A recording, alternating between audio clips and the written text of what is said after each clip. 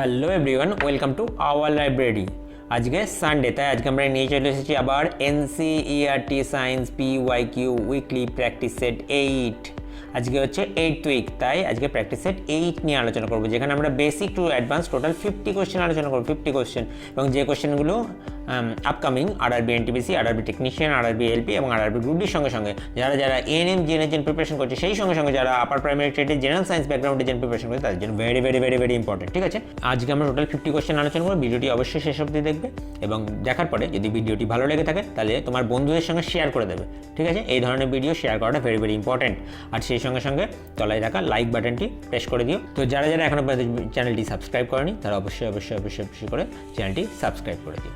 তো চলো আজকের প্র্যাকটিস সেট 8 শুরু করে।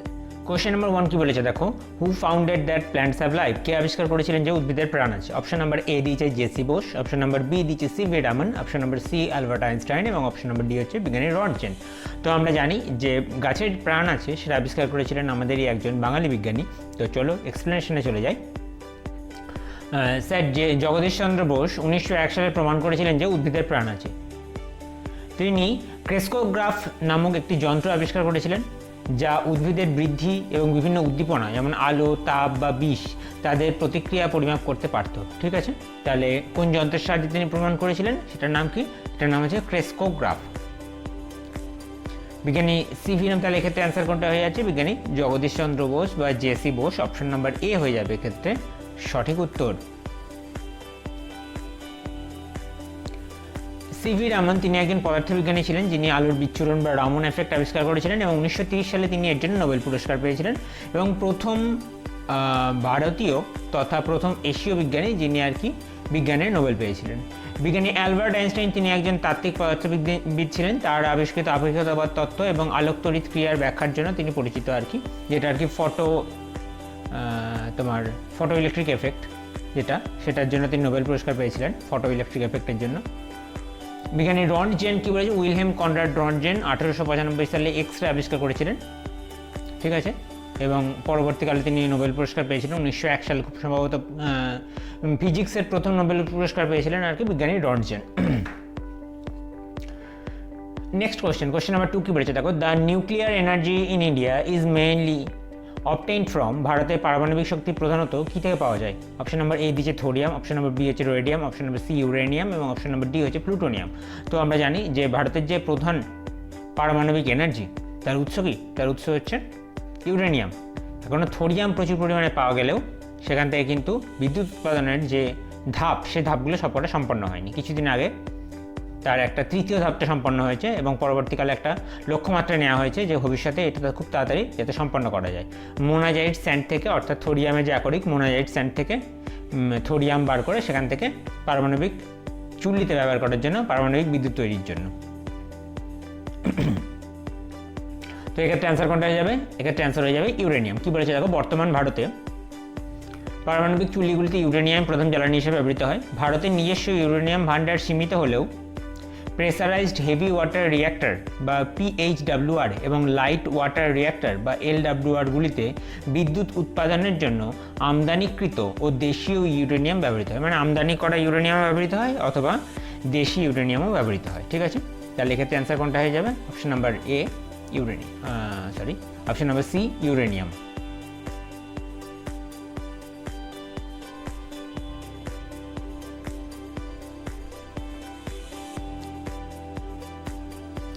থোরিয়াম কি বলেছে দেখো, যদিও ভারতে বিশ্বের বৃহত্তম থোরিয়াম ভান্ডার রয়েছে, তবে এটি এখনও পারমাণবিক শক্তির প্রধান উৎস নয়। ভারতের ত্রিস্তরীয় পারমাণবিক কর্মসূচি তৃতীয় পর্যায়ে একে প্রধান জ্বালানি হিসেবে ব্যবহার করার পরিকল্পনা করা হয়েছে, এখনও পর্যন্ত সেটা বাস্তবায়িত করা হয়নি। রেডিয়াম হচ্ছে পারমাণবিক বিদ্যুৎ কেন্দ্রে জ্বালানি হিসেবে ব্যবহৃত হয় না। এটি মূলত চিকিৎসা ক্ষেত্রে এবং উজ্জ্বল রং বা লুমিনিয়াস পেন্ট তৈরিতে ব্যবহার করা হয়ে থাকে, উজ্জ্বল রং। আর প্লুটোনিয়াম হচ্ছে ফাস্ট ব্রিডিং রিঅ্যাক্টর বা দ্বিতীয় পর্যায়ের যে জ্বালানি হিসেবে ব্যবহৃত হয়, কিন্তু ভারতে মোট পারমাণবিক বিদ্যুৎ উৎপাদনে ইউরেনিয়ামের তুলনায় এর অবদান বর্তমানে অনেক কম। ঠিক আছে, তাহলে এক্ষেত্রে অ্যান্সার হয়ে যাচ্ছে option number C uranium. Question number 3 কি বলেছে দেখো, scurvy is a disease caused due to the deficiency of vitamin. Scurvy হলো একটি রোগ যা কোন ভিটামিনের অভাবে হয়? Option number A vitamin A, option number B vitamin B complex, option number C vitamin C এবং অপশন নম্বর ডি হচ্ছে ভিটামিন ডি। তো আমরা জানি স্কারবি হচ্ছে ভিটামিন সি এর অভাবে হয়ে থাকে। তো কী বলেছে দেখো, ভিটামিন সি অর্থাৎ অ্যাসকর্বিক অ্যাসিড যার রাসায়নিক নাম, এর দীর্ঘস্থায়ী অভাবের কারণে স্কারবি রোগ হয়ে থাকে। ভিটামিন সি কোলাজেন নামক প্রোটিন তৈরির জন্য অপরিহার্য, যা আমাদের ত্বক, রক্তনালী এবং হাড়ের স্বাস্থ্যের জন্য অত্যন্ত জরুরি। তাহলে এক্ষেত্রে অ্যান্সার কোনটা হয়ে যাচ্ছে? এক্ষেত্রে অ্যান্সার হয়ে যাচ্ছে option number C, vitamin C. Vitamin এর অভাবে হচ্ছে রাতকানা বা নাইট ব্লাইন্ডনেস এবং চোখের শুষ্কতা বা জেরপ্থেলমিয়া রোগ হয়ে থাকে। ভিটামিন বি কমপ্লেক্স যেটা আর কি, সেটা হচ্ছে B1-এর বেরি হয়ে থাকে বা B3 প্লেগরা হয়ে থাকে। ভিটামিন ডি এর অভাবে রিকেট এবং বড়দের অস্টিওম্যালিসিয়ার মতো রোগ হয়ে থাকে। আর স্কারবি রোগের প্রধান লক্ষণগুলি হলো মাড়ি ফুলে যাওয়া, রক্ত পড়া, অস্থিসন্ধি এবং পেশিতে ব্যথা, ক্ষত শুকতে দেরি হওয়া, ত্বকে কালচিটে দাগ পড়া এবং শরীরে দুর্বলতা ও ক্লান্তি অনুভব করা। এছাড়া ভিটামিন সির যে উৎসগুলো বা সোর্সগুলো সেগুলো কি? সেগুলো হচ্ছে লেবু জাতীয় ফল, যেমন কমলা লেবু, আমলকি, পেয়ারা, ব্রকলি, টমেটো, সবজি মতো প্রভৃতি হচ্ছে ভিটামিন সির প্রধান উৎস, যেগুলো খেলে স্কারবি রোগ প্রতিরোধ করা সম্ভব। কোয়েশ্চেন নাম্বার 4 কি বলেছে দেখো, plaster of Paris is obtained from. Plaster of Paris কি থেকে পাওয়া যায়? অপশন নাম্বার এ হচ্ছে লাইম বা চুন, অপশন নাম্বার বি হচ্ছে জিপসাম, অপশন নাম্বার সি হচ্ছে কপার এবং অপশন নাম্বার ডি হচ্ছে স্যান্ড বা বালি। তো প্লাস্টার অফ প্যারিস যেটা, সেটা প্রধানত জিপসাম থেকে পাওয়া যায়। তো কী বলেছে দেখো, জিপসাম প্লাস্টার অফ প্যারিসের রাসায়নিক নামই হলো calcium sulphate hemihydrate. Calcium sulphate hemihydrate, যেটি জিপসাম ক্যালসিয়াম সালফেট 2 হাইড্রেট, মানে দুটো জল থাকে আর কি, ডেকাহাইড্রেট যেটা, সরি ডেকা না, ডাইহাইড্রেট, ডেকা পরে 10 হয়ে যাচ্ছে। ক্যালসিয়াম সালফেট ডাইহাইড্রেট নামক একটি নরম খনিজকে প্রায় 100 থেকে 150 ডিগ্রি সেন্টিগ্রেড তাপমাত্রায় উত্তপ্ত করলে তখন সেখান থেকে যে দেড় অণু জল বেরিয়ে চলে যায়। প্রতিটা অণু থেকে 1.5 অণু যে গ্লাস জল আছে সেটা বেরিয়ে চলে যায় এবং সাদা গুঁড়োর মধ্যে যে পদার্থ পড়ে থাকে সেটাই কি? সেটা হচ্ছে প্লাস্টার অফ প্যারিস। ঠিক আছে, তাহলে প্লাস্টার অফ প্যারিসের প্রধান কোথা থেকে পাই আমরা? জিপসাম থেকে। অপশন নাম্বার বি জিপসাম হয়ে যাবে এক্ষেত্রে সঠিক উত্তর। চুন কী বলেছে দেখো, চুন হয়ে থেকে চুনাপাথর থেকে পাওয়া যায়। এটি সিমেন্ট তৈরিতে ব্যবহৃত হয়, কিন্তু এটি প্লাস্টার অফ প্যারিসের উৎস নয়। তামা একটি ধাতু যা বৈদ্যুতিক তার এবং সংকর ধাতু তৈরিতে ব্যবহৃত হয়। বালি মূলত সিলিকা দিয়ে তৈরি, যা নির্মাণ কাজে ব্যবহৃত হয়। প্লাস্টার অফ প্যারিসের সাধারণ ব্যবহার হচ্ছে হাড়ের চিকিৎসা, হাড় ভাঙার সঠিক অবস্থান ধরে রাখার জন্য ডাক্তাররা এটি ব্যবহার করেন। আর খেলনা, মূর্তির ছাঁচ, দেওয়ালে মসৃণ ফিনিশিংয়ের কাজ করার জন্য প্লাস্টার অফ প্যারিস ব্যবহার করা হয়ে থাকে। Question number 5 কি বলেছে, হু among the following is not associated with the medical research. নিচের কে চিকিৎসা গবেষণার সাথে যুক্ত নন? অপশন নাম্বার এ হচ্ছে Isaac Newton, option number B হচ্ছে Louis Pasteur, option number C William Harvey আর অপশন নাম্বার ডি হচ্ছে জোসেফ লিস্টার। তো আমরা জানি যে বিজ্ঞানী আইজ্যাক নিউটন হচ্ছেন একজন কিংবদন্তি পদার্থবিদ, যিনি আর কি যাকে বলা হয় তাকে ক্লাসিক্যাল ফিজিক্সের জনক বলা হয়ে থাকে, এবং তিনি গতির সূত্র, মহাকর্ষের সূত্র, আলোক বিজ্ঞানের সূত্র এবং মহাকর্ষের সূত্র আর কি আবিষ্কার করেছিলেন। তো এক্ষেত্রে বাকি লুই পাস্তুর হচ্ছেন যিনি জলাতঙ্ক রোগের টিকা আবিষ্কার করেছিলেন, এবং উইলিয়াম হার্ভে হচ্ছে রক্ত সঞ্চালন পদ্ধতি কীভাবে হয়, হৃৎপিণ্ড থেকে সারা শরীরে কীভাবে রক্ত সঞ্চালিত হয় সেই ব্যাপারে তিনি আর কি প্রপার যে বর্ণনা সেটা দিয়েছিলেন। জোসেফ লিস্টার হচ্ছে আধুনিক অস্ত্রোপচারের জনক। তিনি অস্ত্রোপচারের সরঞ্জাম, ক্ষত আবিষ্কার করার জন্য অ্যান্টিসেপটিকের ব্যবহার প্রভৃতি প্রদর্শন করেন। ঠিক আছে, তাহলে আধুনিক যে অস্ত্রোপচার তার যে ফাদার বা পথপ্রদর্শক সেটা হচ্ছে জোসেফ লিস্টার। তাহলে এক্ষেত্রে অ্যান্সার কোনটা হয়ে যাচ্ছে? বিজ্ঞানী Isaac Newton, option number A হয়ে যাবে এক্ষেত্রে সঠিক উত্তর। কোয়েশ্চেন নাম্বার 6 কি বলেছে দেখো, ক্লস্ট্রোফোবিয়া মিন্স, ক্লস্ট্রোফোবিয়া বলতে কি বোঝায়? অপশন নাম্বার এ হচ্ছে দ্য ফিলিং অফ সাফোকেশন, দম বন্ধ হয়ে যাওয়ার অনুভূতি। অপশন নাম্বার বি হচ্ছে an abnormal fear of narrow space, সংকীর্ণ বা বদ্ধ জায়গার প্রতি অস্বাভাবিক ভয়। অপশন নাম্বার সি হচ্ছে ফিয়ার অফ ডার্কনেস, অন্ধকারের ভয়। অপশন নাম্বার ডি হচ্ছে ওয়াটার অ্যালার্জি বা জলের প্রতি অ্যালার্জি। তো ক্লস্ট্রোফোবিয়া যেটা সেটা হচ্ছে an abnormal fear of narrow space, অর্থাৎ সংকীর্ণ বা বদ্ধ জায়গার প্রতি অস্বাভাবিক ভয়। ঠিক আছে, মানে সংকীর্ণ বা বদ্ধ জায়গা থাকলে ভয় লাগে, সেটাই হচ্ছে কি, সেটা হচ্ছে ক্লস্ট্রোফোবিয়া। তো এটি একটি নির্দিষ্ট ধরনের উদ্বেগজনক ব্যাধি যেখানে এক ব্যক্তি ছোট বা আবদ্ধ জায়গায়, যেরকম লিফট, ছোট ঘর, টানেল প্রভৃতি থাকতে আর কি ভয় পান।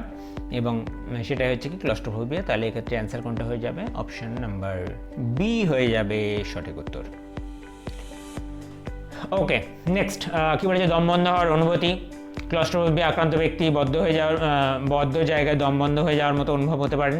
তাই এই শব্দটি ভয় না। আচ্ছা, অন্ধকারে ভয়, এটা হচ্ছে নিক্টোফোবিয়া। অন্ধকারে যে ভয় পাওয়া যেটাকে সেটা কি বলে থাকে? নিক্টোফোবিয়া। আর জলের প্রতি ভয় হচ্ছে হাইড্রোফোবিয়া বা অ্যাকোয়াফোবিয়া। ঠিক আছে।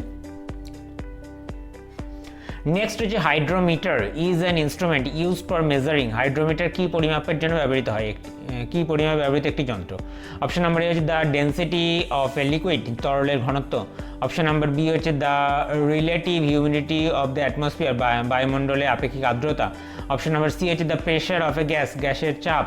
অপশন নাম্বার ডি হচ্ছে দ্য পিউরিটি অফ মিল্ক, দুধের বিশুদ্ধতা।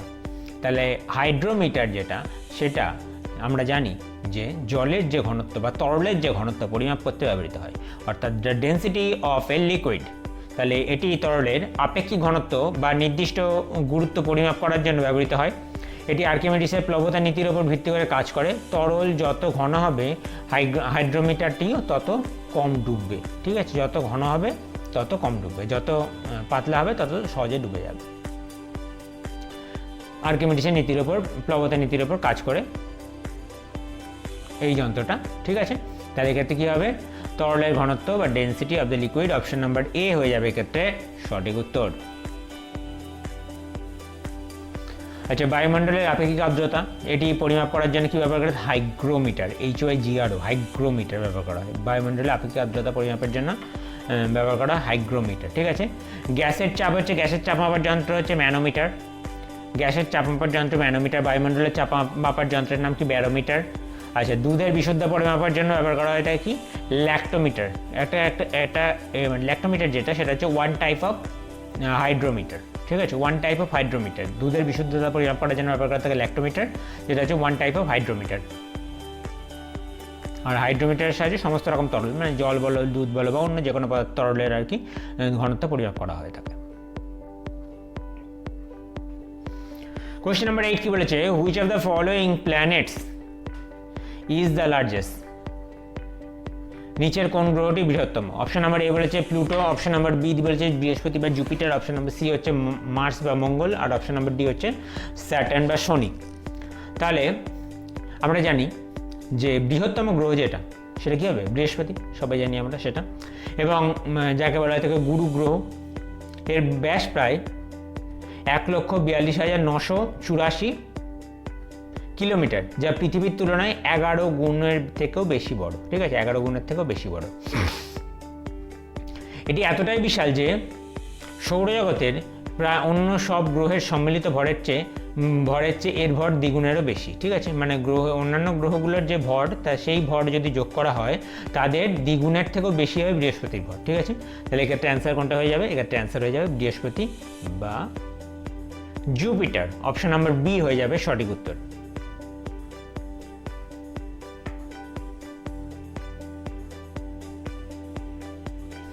আচ্ছা, নেক্সট কি বলেছে দেখো, শনি হচ্ছে সৌরজগতের দ্বিতীয় বৃহত্তম গ্রহ। শনি হচ্ছে দ্বিতীয় বৃহত্তম। শনি তার বলয়ের জন্য বিখ্যাত হলেও আকারে এটি বৃহস্পতির চেয়ে ছোট। মঙ্গল হচ্ছে পাথুরে গ্রহ, যা আকারে পৃথিবীর চেয়ে ছোট। মঙ্গল হচ্ছে পৃথিবীর চেয়ে ছোট এবং সৌরজগতে এটি সপ্তম বৃহত্তম গ্রহ। আর প্লুটো বর্তমানে গ্রহের তালিকায় নেই। 2006 সালে একে বামন গ্রহ বা ডুয়ার্ফ প্ল্যানেট হিসাবে ঘোষণা করা হয়ে থাকে এবং আকারে এটি এই তালিকায় সবচেয়ে ছোট। মানে এই 4টে গ্রহ আছে, তার মধ্যে সবচেয়ে ছোট হচ্ছে কোনটা? আকৃতিতে প্লুটো। কোয়েশ্চেন নাম্বার 9 বলেছে দেখো, দ্য স্মলেস্ট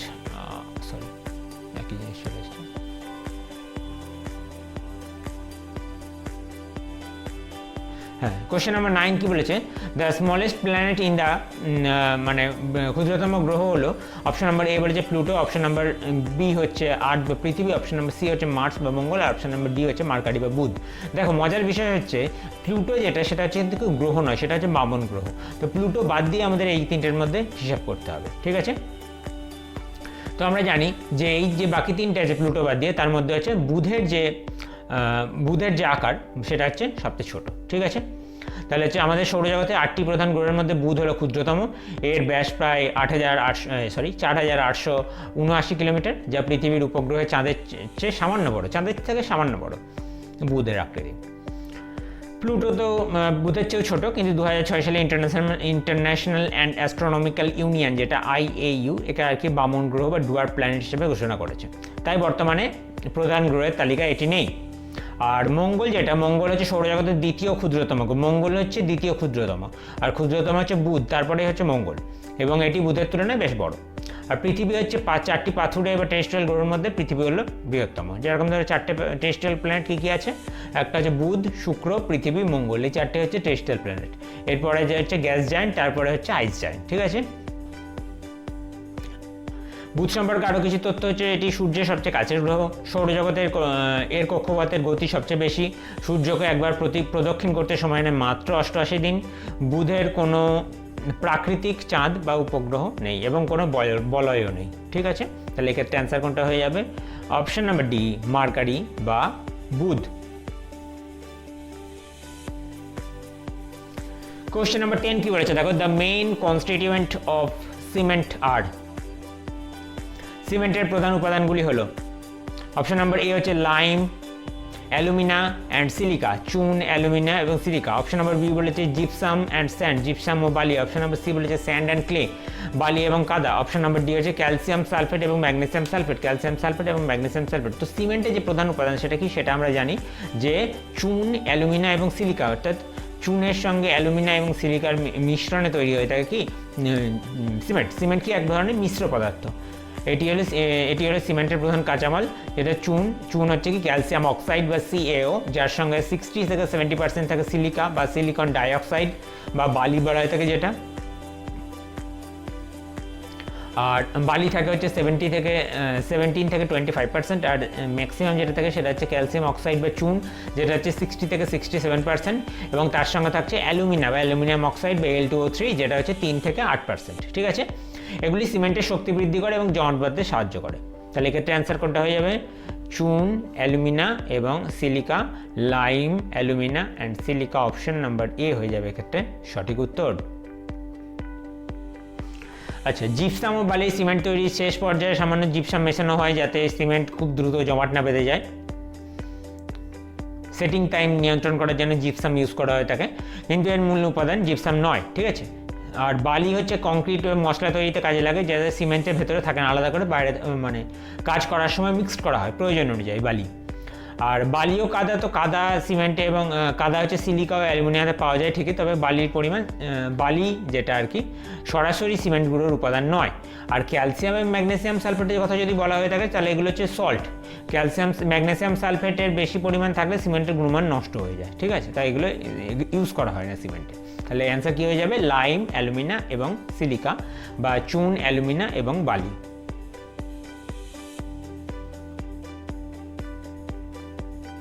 বালি বলাটা ভুল, মানে সিলিকা হচ্ছে বালির একটা উপাদান। কোশ্চেন নাম্বার 11 কি বলেছে? Two bodies of masses 100 gram and 50 gram have the same momentum, their kinetic energy will be in the ratio of 100 gram এবং 50 গ্রাম ভরের দুটি বস্তুর ভরবেগ সমান, তাদের গতিশক্তির অনুপাত কত? ঠিক আছে, অপশন নাম্বার এ দিয়েছে 1:2, অপশন নাম্বার বি দিয়েছে 1:4, অপশন নাম্বার সি দিয়েছে 2:1, অপশন নাম্বার ডি দিয়েছে 4:1। তো আমরা জানি দুটো বস্তুর ভর বলেছে কত? দুটো বস্তুর ভর দিয়েছে 50 গ্রাম এবং 100 গ্রাম, ঠিক আছে। তাহলে তাদের কি মোমেন্টাম বা ভরবেগের অনুপাত চেয়েছে, ঠিক আছে, ভরবেগটা সমান বলে দিয়েছে, গতিশক্তির অনুপাত চেয়েছে, ঠিক আছে। তাহলে ভরবেগ যেটা সেটা কি, সেটাই আমি জানি ভর ইন্টু বেগ, তাই তো, ভর ইন্টু বেগ হচ্ছে ভরবেগ। তাহলে ভরবেগের সঙ্গে যখন গতিশক্তির যে সম্পর্ক সেটা কি, সেটা আমরা জানি যে কে সমান কে হচ্ছে কি গতিশক্তি সমান p²/2m। যদি এই জিনিসটা বুঝতে যদি অসুবিধা হয় আমি আরেকবার করে দিচ্ছি। দেখো, আমরা জানি যে কে সমান হয়ে যাচ্ছে 12 mv², ঠিক আছে। এবার এখান থেকে হয়ে যাবে, দেখো এখান থেকে আমি যদি উভয় দিকে স্কোয়ার করি, ঠিক আছে, এখান থেকে যদি mv এখান থেকে বার করে নিতে পারি আমি 12 ইন্টু mv ইন্টু ভি। তাহলে mvটা এখানে হচ্ছে মোমেন্টাম বা p ইন্টু ভি, ঠিক আছে। এবার এখান থেকে যদি পিটা ওদিকে চলে যায়, পিটা যদি ওদিকে নিয়ে চলে যায় তাহলে হয়ে যাচ্ছে কি, বা এখান থেকে এইভাবেও করতে পারি, এইভাবে না করে এইভাবে করি বরঞ্চ, সেটাই বেস্ট হবে।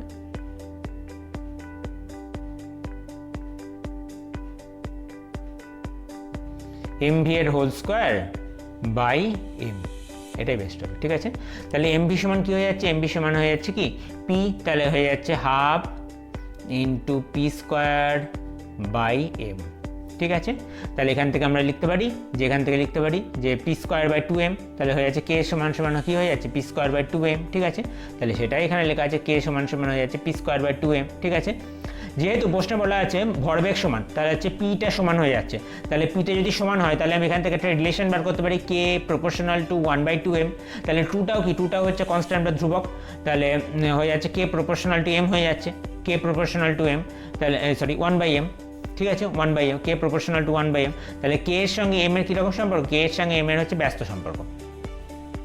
তাহলে গতিশক্তির অনুপাত যা হবে ভরের অনুপাত কী হবে, তার উল্টো হবে। তাহলে এখানে প্রথম বস্তুর ভর কত বলেছে 100 গ্রাম, দ্বিতীয় বস্তুর ভর কত বলেছে 50 গ্রাম। ঠিক আছে, তাহলে m2/m1, m2 যদি 50 গ্রামটা যদি ছোটো বস্তুর ভর 50 আর নিচে হচ্ছে বড় বস্তুর ভর 100, তাহলে 50/100 সমান কী হয়ে যাবে k1/k2, তাহলে k1/k2 সমান কত হয়ে যাচ্ছে 1/2।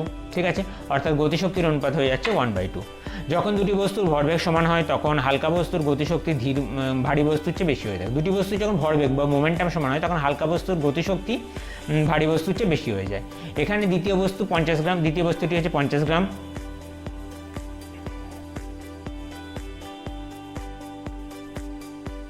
এখানে হচ্ছে দ্বিতীয় বস্তুটি হচ্ছে 50 গ্রাম এবং প্রথমটি হচ্ছে 100 গ্রাম, হলে 100 গ্রামের চেয়ে অর্ধেক হালকা, তাই এই গতিশক্তিটা প্রথমটি দ্বিগুণ হবে। ঠিক আছে, এবং অনুপাতটি কত হবে, অনুপাতটি হবে 1:2। তাহলে বোঝা গেছে বিষয়টা, আরেকবার দেখে নাও বিষয়টা কী বলতে যাচ্ছে।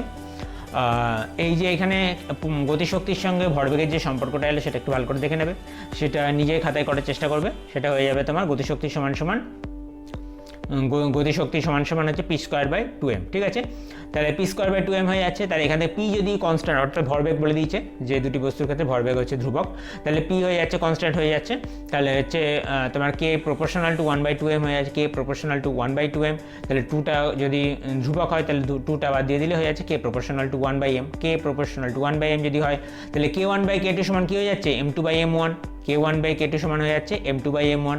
তাহলে প্রথম বস্তুর ভর m1 যদি ধরি আর দ্বিতীয় বস্তুর ভর যদি m2 ধরি তাহলে 50/100 সমান হয়ে যাচ্ছে k1/k2, তাহলে k1/k2 সমান হয়ে যাচ্ছে 1/2।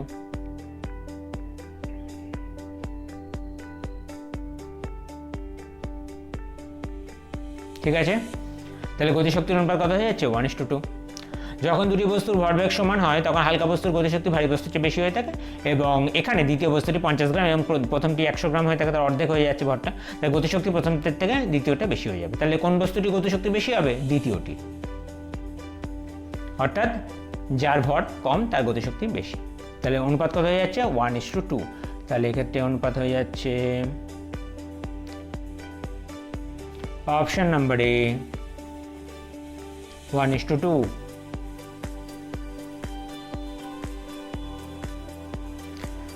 কোশ্চেন নাম্বার 2 কি বলে, কোশ্চেন নাম্বার 12 কি বলেছে দেখো, penetrating power of X-ray depends upon the dash of X-ray, X-ray ভেদন ক্ষমতা এক্স-রে ড্যাশের উপর নির্ভর করে। অপশন নাম্বার এ হচ্ছে ভেলোসিটি, অপশন নাম্বার বি হচ্ছে ফ্রিকোয়েন্সি, অপশন নাম্বার সি হচ্ছে ওয়েভলেন্থ, আর অপশন নাম্বার ডি হচ্ছে এনার্জি অফ ফোটন অর্থাৎ ফোটনের শক্তি। তাহলে আমরা জানি যে তার যে পেনিট্রেটিং পাওয়ার বা ভেদন ক্ষমতা সেটা কি, এক্স-রে ভেদন ক্ষমতা মূলত একটি ফোটনের শক্তি অর্থাৎ এনার্জি অফ ফোটনের উপর নির্ভর করে। ফোটনের শক্তি যত বেশি হয় সেটি তত বেশি ঘন বস্তুর ভেতর দিয়ে প্রবেশ করতে পারে, যত এনার্জি বেশি হবে তত তার পেনিট্রেটিং পাওয়ার বেশি হবে। প্লাঙ্কের সমীকরণ E=hf বা h নিউ অনুযায়ী ফোটনের শক্তি সাধারণত কম্পাঙ্কের উপর নির্ভর করে এবং তরঙ্গ দৈর্ঘ্যের সাথে যুক্ত আর কি, অর্থাৎ নিউ সমান যদি আমি c/v লিখি, c/λ লিখি তাহলে তরঙ্গ দৈর্ঘ্যের উপর নির্ভর করছে। তবে কারিগরিকভাবে ফোটনের শক্তি হলো সেই মূল কারণ যা নির্ধারণ করে এক্স-রে কতটা গভীর ভেদ করতে পারে। ঠিক আছে, তাহলে কার উপর নির্ভর করে, ফোটনের শক্তি বা এনার্জি অফ ফোটনের উপর নির্ভর করে। অপশন নাম্বার ডি হয়ে যাবে এক্ষেত্রে সঠিক উত্তর। এক্স-রে হচ্ছে ফোটনের শক্তি বেশি আর কমের উপর নির্ভর করে। হার্ড আর সফট এক্স-রে তৈরি করা হয়েছে। হার্ড এক্স-রে হচ্ছে এগুলো ফোটনের শক্তি বেশি হয় আর ভেদন ক্ষমতা বেশি হয়ে থাকে, আর সফট এক্স-রে হচ্ছে ফোটনের শক্তি কম হয় এবং ভেদন ক্ষমতাও কম হয়ে থাকে।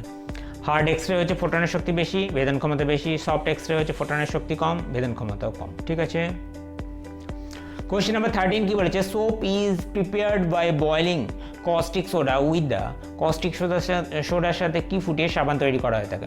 অপশন নাম্বার এ বলেছে ফ্যাট বা চর্বি, অপশন নাম্বার বি বলেছে গ্লিসারিন, অপশন নাম্বার সি বলেছে অ্যালকোহল এবং অপশন নাম্বার ডি আছে কেরোসিন অয়েল।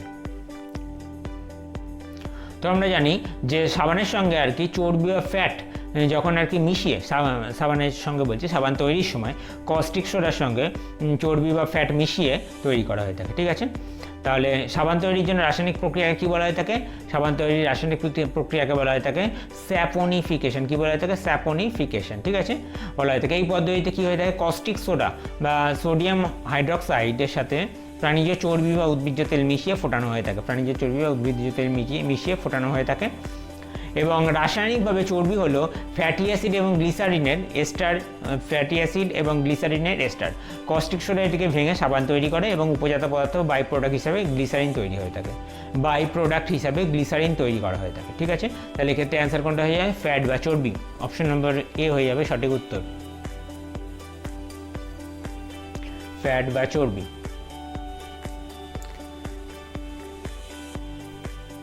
কোয়েশ্চেন নাম্বার 14 কি বলেছে, to force of 5 and 10 units acts on a particle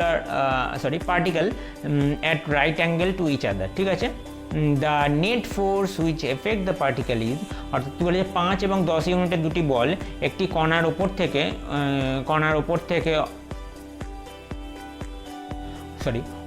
একে অপরের সাথে সমকোণে কাজ করে আছে। কী বলেছে আরেকবার দেখো, 5 এবং 10 ইউনিটের দুটি বল, 5 এবং 10 ইউনিটের দুটি বল একটি কণার ওপর একে অপরের সাথে সমকোণে কাজ করছে। আচ্ছা, কণাটির ওপর কার্যকরী মোট বল কত হবে, কারণ কণাটির ওপর কার্যকরী মোট বল কত হবে। অপশন নাম্বার এ বলেছে 5√5 ইউনিট, অপশন নাম্বার বি বলেছে 50 ইউনিট, অপশন নাম্বার সি বলেছে 15 ইউনিট আর অপশন নাম্বার ডি বলেছে 5 ইউনিট। তাহলে এক্ষেত্রে অ্যান্সার কোনটা হয়ে যাবে, আমরা জানি যে তোমার যে ভেক্টরের সূত্র অনুসারে যদি দুটি বল F1 F2 হয়, তাদের মধ্যে সমকোণ যদি 90 ডিগ্রি হয়, তাহলে তাদের যে লব্ধি অনুযায়ী সেটা কাজ করে, সেটা কি হয়ে যাবে, সেটা হয়ে যাবে এইভাবে কাজ করবে। দেখো একটা ছবির মাধ্যমে বুঝিয়ে দিই, একটা বল এই বরাবর কাজ করছে, এই বরাবর, আর একটা বল হচ্ছে এই বরাবর কাজ করছে। দুটোর মধ্যে অ্যাঙ্গেল কত হয়ে যাচ্ছে, দুটোর মধ্যে অ্যাঙ্গেল হয়ে যাচ্ছে 90 ডিগ্রি।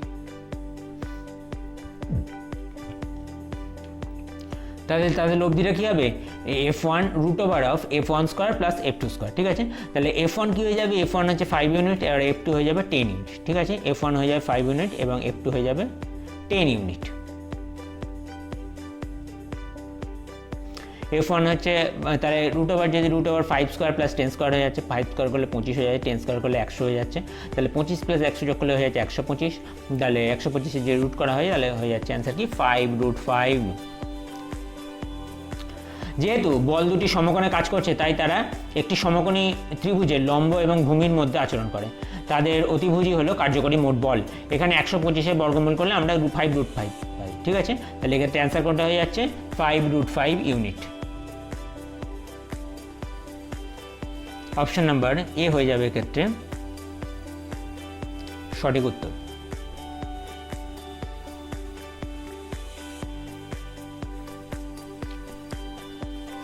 কোয়েশ্চেন নাম্বার 15 কি বলেছে দেখো, zoology is the science which studies, zoology বিজ্ঞানের এমন একটি শাখা যা আলোচনা করে। অপশন নাম্বার এ হচ্ছে বার্ডস এগ, পাখির ডিম নিয়ে। অপশন নাম্বার বি বলেছে বার্ডস অ্যান্ড দেয়ার এনভায়রনমেন্ট, পাখি এবং তাদের পরিবেশ নিয়ে। অপশন নাম্বার সি হচ্ছে ecological set up of insect, পতঙ্গদের পরিবেশগত বিন্যাস নিয়ে।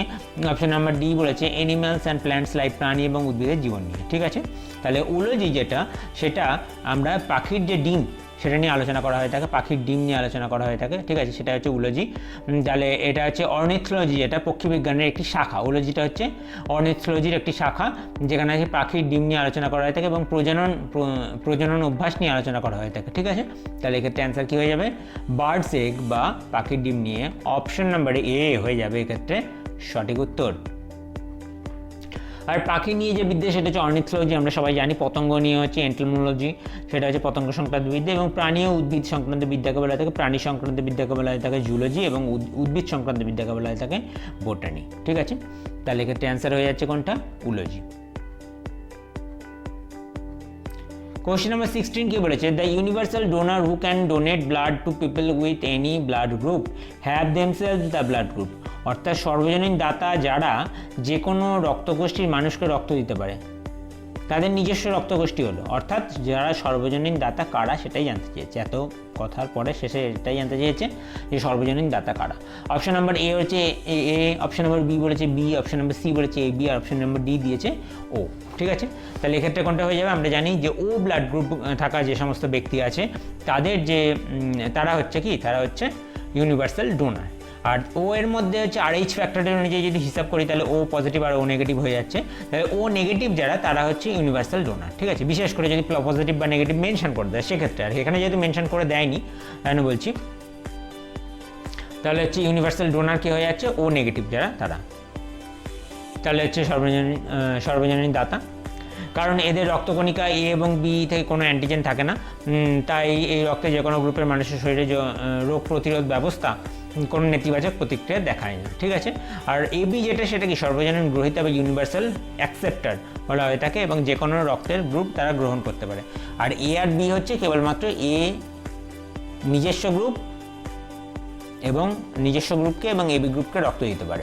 ঠিক আছে, আর তাহলে এক্ষেত্রে অ্যান্সার কোনটা হয়ে যাচ্ছে, O blood group. Option number D হয়ে যাবে এক্ষেত্রে সঠিক উত্তর। কোশ্চেন নাম্বার 17 বলেছে মেনিনজাইটিস এফেক্টস দ্য মেনিনজাইটিস রোগ শরীরের কোন অংশকে আক্রান্ত করে? অপশন নাম্বার এ বলেছে আইস বা চোখ, অপশন নাম্বার বি বলেছে ব্রেন বা মস্তিষ্ক, অপশন নাম্বার সি বলেছে স্কিন বা ত্বক, অপশন নাম্বার ডি বলেছে নান অফ দিস, এর কোনোটিই নয়। তাই মেনিনজাইটিস হচ্ছে এমন একটি রোগ যেটা মস্তিষ্ককে আক্রান্ত করে। তো কি বলেছে দেখো এক্সপ্লেনেশনে, বলেছে যে মেনিনজাইটিস হলো মস্তিষ্ক এবং মেরুদণ্ডকে ঘিরে থাকা সুরক্ষামূলক পর্দা। মেনিনজাইটিস পর্দা বা মেনিনজেসের প্রদাহ সংক্রমণ, অর্থাৎ আমাদের যে মেনিনজেস আছে অর্থাৎ মস্তিষ্ক এবং মেরুদণ্ডকে ঘিরে থাকা যে পর্দা আছে তার ওপর যে এফেক্ট বা তার সংক্রান্ত যে রোগ সেটাই কি সংক্রমণ, সেটাই হচ্ছে মেনিনজাইটিস। এটি সাধারণত ভাইরাস, ব্যাকটেরিয়া বা ছত্রাকের আক্রমণে হয়ে থাকে, তবে তীব্র মাথা ব্যথা, জ্বর, ঘাড় শক্ত হয়ে যাওয়ার মতো উপসর্গ দেখা যায়। ঠিক আছে, আচ্ছা চোখ হচ্ছে কিছু সংক্রমণ চোখে আর কি প্রভাব ফেললেও মেনিনজাইটিস সরাসরি স্নায়ুতন্ত্রের কারণে যুক্ত হয়ে থাকে। আর ত্বক হচ্ছে মেনিনোকক্কাল মেনিনজাইটিসের মতো কিছু ক্ষেত্রে ত্বকের র্যাশ দেখা দিতে পারে, তবে এটি মূলত মস্তিষ্কের রোগের মানে মস্তিষ্কের পর্দার রোগ আর কি, ত্বকের নয়। তাহলে এক্ষেত্রে অ্যান্সার কোনটা হয়ে যাবে? Option number D, sorry D নয়, অপশন নাম্বার বি মস্তিষ্ক বা ব্রেন। কোশ্চেন নাম্বার 18 কি বলেছে polio virus enters the body through, polio virus শরীরে প্রবেশ করে। অপশন নাম্বার এ হচ্ছে দূষিত বা জল, খাবার এবং পানীয় গ্রহণের মাধ্যমে, দ্য কি বলেছে injection of the contaminated water, food and or drink. Option number B বলেছে ফ্লাইস বা মাছির মাধ্যমে, অপশন নাম্বার সি বলেছে দ্য স্নেক বাইট, সাপের কামড়ের মাধ্যমে, অপশন নাম্বার ডি বলেছে মস্কিটো বা মশার মাধ্যমে। তো পোলিও ভাইরাস সেটা কি, সেটা হচ্ছে জলবাহিত রোগ। তাহলে কি হবে? দূষিত জল ও খাবারের মাধ্যমে পোলিও ভাইরাস মূলত কি ফেসাল ওরাল রুট অর্থাৎ মুখগহ্বরের মাধ্যমে শরীরে প্রবেশ করে, তাই তো? যখন কোনো ব্যক্তি আক্রান্ত ব্যক্তির মল দ্বারা দূষিত জল খাবার হিসেবে গ্রহণ করে তখন এই ভাইরাসটি তার শরীরে প্রবেশ করে এবং অন্তে কী করে, বংশবৃদ্ধি করে। মাছি পরোক্ষভাবে দূষিত জায়গা থেকে খাবারের জীবাণু বহন করতে পারে, তাই এটি সংক্রমণের সরাসরি পথ নয়। আর কি বলেছে সাপের কামড়ে বিষক্রিয়া হয়, সেটা ভাইরাস ঘটিত নয়, এবং মশা হচ্ছে পোলিও ছড়ায় না। ঠিক আছে, এক্ষেত্রে অ্যান্সার কোনটা হয়ে যাবে? Option number A, the ingestion of contaminated water, food or drink. Question number 19 কি বলেছে দেখো, the functioning of a loudspeaker depends upon its, লাউডস্পিকারের কার্যকারিতা নির্ভর করে এর কার উপরে? অপশন নাম্বার হচ্ছে সাইজ অনলি, শুধুমাত্র আকারের ওপর, অপশন নাম্বার বি বলেছে শেপ অনলি, শুধুমাত্র আকৃতির ওপরে, অপশন নাম্বার সি বলেছে বোথ সাইজ অ্যান্ড শেপ, আকার এবং আকৃতি উভয়ের ওপর, অপশন নাম্বার ডি হচ্ছে কালার বা রঙের ওপর। তাহলে এক্ষেত্রে অ্যান্সার কোনটা হয়ে যাবে? এক্ষেত্রে অ্যান্সার হয়ে যাবে বোথ সাইজ অ্যান্ড শেপ, আকার এবং আকৃতি উভয়ের ওপরে। তাহলে আকার এবং আকৃতি উভয়ের ওপর নির্ভর করে কি লাউড স্পিকারের কার্যকারিতা। শব্দের গুণমান তার আকার এবং আকৃতি উভয়ের ওপর নির্ভর করে থাকে। সাইজ হচ্ছে আকার, স্পিকারের ডায়াফ্রাম বা কোণের যে আকার নির্ধারণ করে সেটি কোন ধরনের শব্দ তৈরি করবে, অর্থাৎ বড় আকারের স্পিকার যদি উফার হয় সাধারণত গম্ভীর বা বেস জাতীয় শব্দ তৈরি করার জন্য ভালো। আর ছোট স্পিকার যেটা টুইটার বলা হয় থাকে সেটা হচ্ছে তীক্ষ্ণ শব্দের জন্য উপযুক্ত। আর শেপ হচ্ছে আকৃতি, স্পিকারের কোণ এবং তার বডির আকৃতি শব্দ তরঙ্গ কীভাবে ছড়িয়ে পড়বে, শব্দের স্বচ্ছতা কেমন হবে তা নিয়ন্ত্রণ করে। ঠিক আছে, তাহলে এক্ষেত্রে অ্যান্সার কোনটা হয়ে যাবে? এক্ষেত্রে অ্যান্সার হয়ে যাবে আকার এবং আকৃতির উভয়ের both size and shape, option number C হয়ে যাবে এক্ষেত্রে সঠিক উত্তর।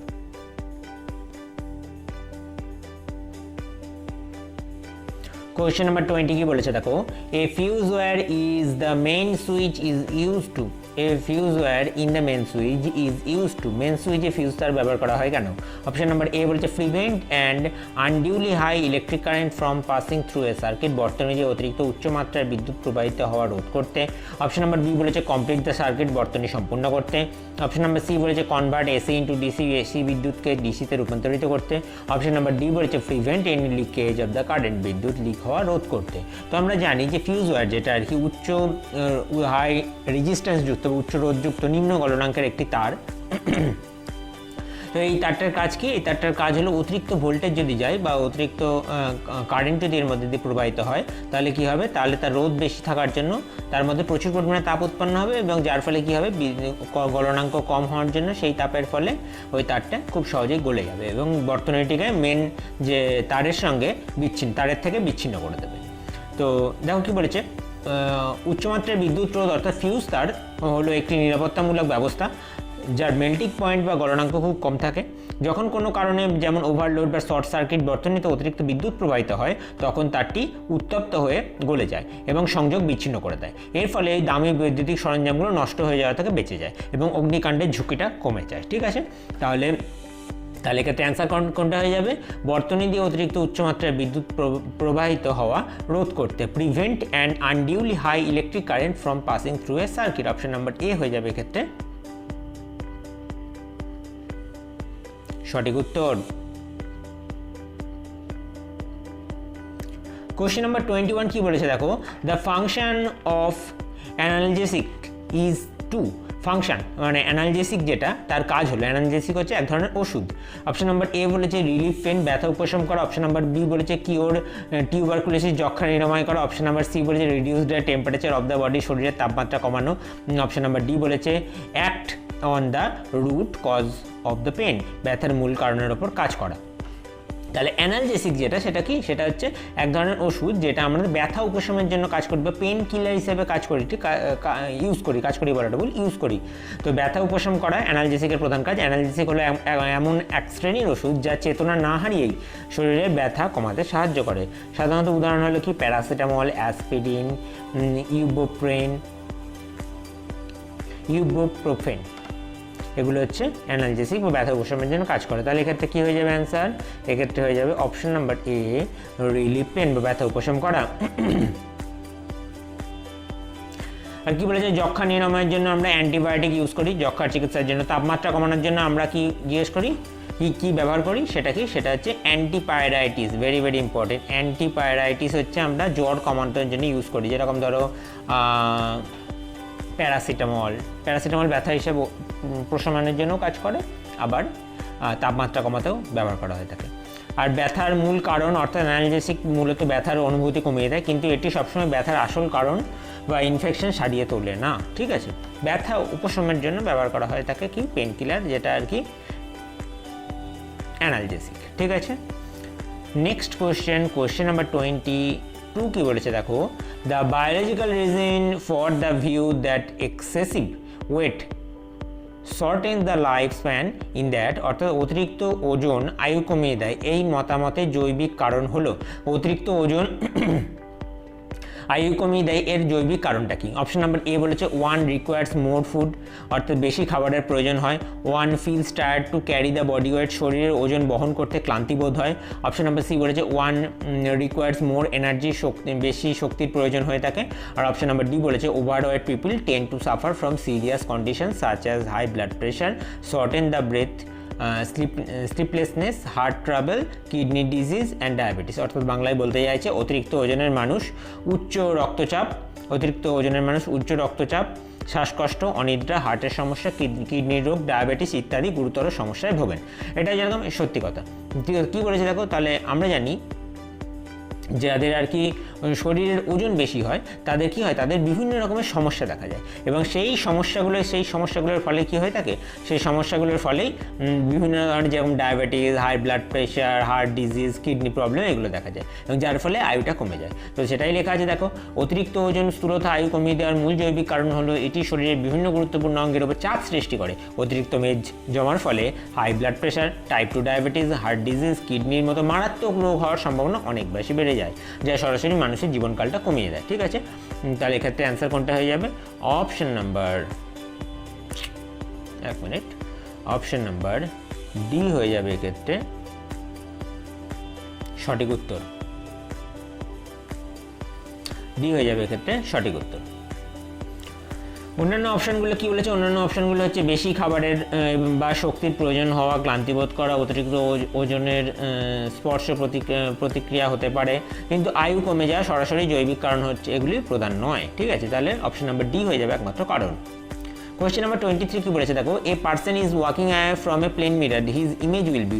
একজন ব্যক্তি সমতল দর্পণ, প্লেন মিরর, সমতল দর্পণ থেকে দূরে সরে যাচ্ছে, তার প্রতিবিম্বটি কী হবে? সমতল দর্পণ থেকে দূরে সরে যাচ্ছে, তার প্রতিবিম্বটি কী হবে? অপশন নাম্বার এ বলেছে move away from the mirror, দর্পণ থেকে দূরে সরে যাবে।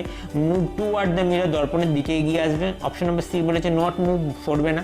অপশন নাম্বার ডি বলেছে ডিসঅ্যাপিয়ার, অদৃশ্য হয়ে যাবে। তাহলে একজন ব্যক্তি মিরর থেকে কী হচ্ছে মুভ অ্যাওয়ে, দেখো এখানে ছবিটা খুব ভালো করে দেখো করো, এটা কি, এটা হচ্ছে একটা দর্পণ। ঠিক আছে, এই দর্পণ থেকে যখন ব্যক্তিটা এদিকে সরে যাচ্ছে, ঠিক আছে, সরে যাচ্ছে, তাহলে কী হবে, তার যে ইমেজটা সেটাও কী হবে, দূরে সরে যাবে। তাহলে অ্যান্সার কী হয়ে যাবে? Move away from the mirror, অর্থাৎ দর্পণ থেকে দূরে সরে যাবে। তাহলে এক্ষেত্রে অ্যান্সার কোনটা হয়ে যাবে? অপশন নাম্বার এ হয়ে যাবে এক্ষেত্রে সঠিক উত্তর, move away from the mirror, দর্পণ থেকে দূরে সরে যাবে। তো কী বলেছে দেখো, ব্যাখ্যা সমতল দর্পণের একটি প্রধান বৈশিষ্ট্য হলো দর্পণ থেকে কোনো ব্যক্তি দূরত্ব যত হয় দর্পণের ভেতরে তার প্রতিবিম্বটি দূরত্ব ঠিক ততটাই হয়ে থাকে। অর্থাৎ দূরত্ব বৃদ্ধি, যখন কোনো ব্যক্তি দর্পণ থেকে দূরে সরে যায় তখন দর্পণ এবং ওই ব্যক্তির মধ্যেকার দূরত্ব বৃদ্ধি পেয়ে থাকে। দর্পণ এবং ওই ব্যক্তির মধ্যেকার দূরত্ব তো বাড়বেই, স্বাভাবিক ব্যাপার, বৃদ্ধি পেয়ে যাবে। এবং প্রতিবিম্বের সরণ হচ্ছে দর্পণের নিয়ম অনুসারে প্রতিবিম্বটি ঠিক একই হারে দর্পণ থেকে, যে হারে ও দর্পণ থেকে দূরে সরে যাবে প্রতিবিম্বটিও ঠিক সেই হারে দর্পণ থেকে দূরে সরে যাবে। এবং ব্যক্তি এবং প্রতিবিম্বের উভয়েরই দূরত্ব সমান থাকবে, মানে দর্পণ থেকে ব্যক্তি এবং প্রতিবিম্বের উভয়েরই দূরত্ব সমান থাকবে। দর্পণ থেকে ব্যক্তির যা দূরত্ব থাকবে প্রতিবিম্বের দূরত্ব একদম সেম থাকবে। ঠিক আছে, আর প্রতিবিম্বের আকারের কোনো পরিবর্তন হয় না, এটি বস্তুর আকার সমানই থাকে, তবে দূরত্ব বাড়ার কারণে কোনো কাছে মনে হতে পারে প্রতিবিম্বটি ছোট হয়ে যাচ্ছে। ঠিক আছে, মনে হচ্ছে যেন প্রতিবিম্বটি ছোট হয়ে যাবে, কিন্তু তোমার প্রতিবিম্বটির আকারের কোনো চেঞ্জ হবে না। ঠিক আছে, কোয়েশ্চেন নাম্বার 24 কি বলেছে দেখো, a person wants to get his image magnified from a concave mirror. A person wants to get his image magnified from a concave mirror. Concave মানে কি, অবতল দর্পণ। অফ ফোকাল লেন্থ 20 সেন্টিমিটার, যার focus দৈর্ঘ্য হচ্ছে 20 centimetre. He should stand at a distance, তাকে কোথায় দাঁড়াতে হবে? ঠিক আছে, কত দূরত্বে দাঁড়াতে হবে? মানে ইমেজ ম্যাগনিফাইড ফ্রম এ, মানে আকারে বড় হতে হবে। তাহলে বাংলায় কী বলেছে দেখো, একজন ব্যক্তি 20 সেন্টিমিটার ফোকাস দৈর্ঘ্যের একটি অবতল দর্পণ, মানে ফোকাস দৈর্ঘ্য, অবতল দর্পণের ফোকাস দৈর্ঘ্য কত বলেছে? 20 সেন্টিমিটার থেকে তার প্রতিবিম্ব বড়, অবতল দর্পণ থেকে তার প্রতিবিম্ব বড় করে দেখতে চান। ঠিক আছে, অবতল দর্পণ থেকে তার প্রতিবিম্বটা বড় দেখতে চান, তাকে কত দূরত্বে দাঁড়াতে হবে এটাই জানতে চেয়েছে।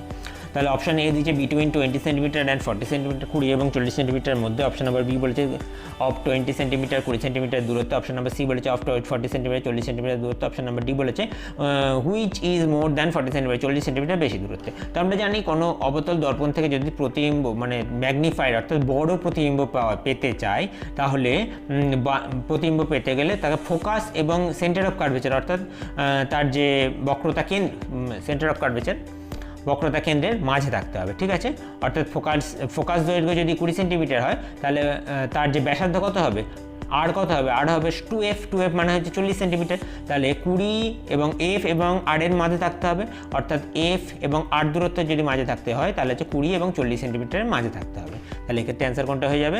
দেখো বিষয়টা আরেকবার ছবির মাধ্যমে বুঝিয়ে দিই।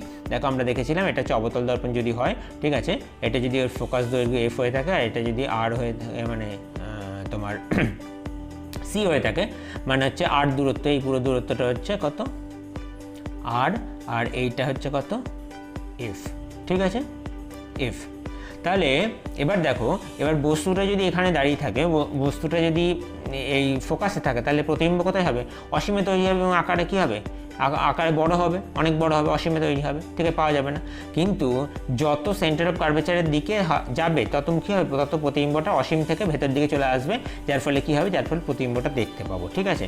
তাহলে কী হবে, যত এদিকে মুভ করবে প্রতিবিম্বটা তত এদিকে মুভ করবে, তাহলে কী হবে 20 সেন্টিমিটার অর্থাৎ এফ এবং সি এর মাঝে থাকতে হবে, অর্থাৎ 20 এবং 40 সেন্টিমিটারের মধ্যে অবস্থান করতে হবে, ঠিক আছে। তাহলে কী বলেছে দেখো, 20 সেন্টিমিটার দূরত্ব থেকে 40 সেন্টিমিটারের মধ্যে, এবং এখানে দাঁড়ালে প্রতিবিম্বটি বস্তুর চেয়ে বড় এবং বাস্তব হবে, বস্তুর চেয়ে বড় এবং বাস্তব হবে, ঠিক আছে। আর তোমার এক্ষেত্রে কী হবে, তাহলে প্রতিবিম্বটি অ্যান্সার হয়ে যাবে বিটুইন 20 সেন্টিমিটার অ্যান্ড 40 সেন্টিমিটার, অর্থাৎ 20 এবং 40 সেন্টিমিটারের মাঝে, ঠিক আছে। আর বিশ্লেষণ কী বলেছে দেখো, 20 সেন্টিমিটার এবং 40 সেন্টিমিটারের মধ্যে দাঁড়ালে প্রতিবিম্বটি বস্তুর চেয়ে বড় হবে এবং বাস্তব হবে। 20 সেন্টিমিটার দূরত্বে অর্থাৎ ফোকাসে যদি থাকে তাহলে বস্তুর প্রতিবিম্ব কোথায় হবে, অসীমে হবে। 40 সেন্টিমিটার দূরত্বে থাকলে কী হবে, একই সেম সাইজের প্রতিবিম্ব পাবো, ঠিক আছে, কোথায় পাবো, ওই সেম পজিশনে। আর 40 সেন্টিমিটার বেশি দূরত্ব হলে বস্তুর থেকে আকারে ছোট হয়ে যাবে, ঠিক আছে। আর বিশেষ দ্রষ্টব্য কী বলেছে, যদি ব্যক্তিটি সোজা এবং বড় প্রতিবিম্ব দেখতে চাইতেন তবে তাকে 20 সেন্টিমিটারের কম দূরত্বে দাঁড়াতে হতো, কিন্তু অপশানে সেটি তো নেই, ঠিক আছে। তাহলে সেক্ষেত্রে হয়ে যেত কি, অসৎ বিম্ব হয়ে যেত, অসৎ বিম্ব, ঠিক আছে।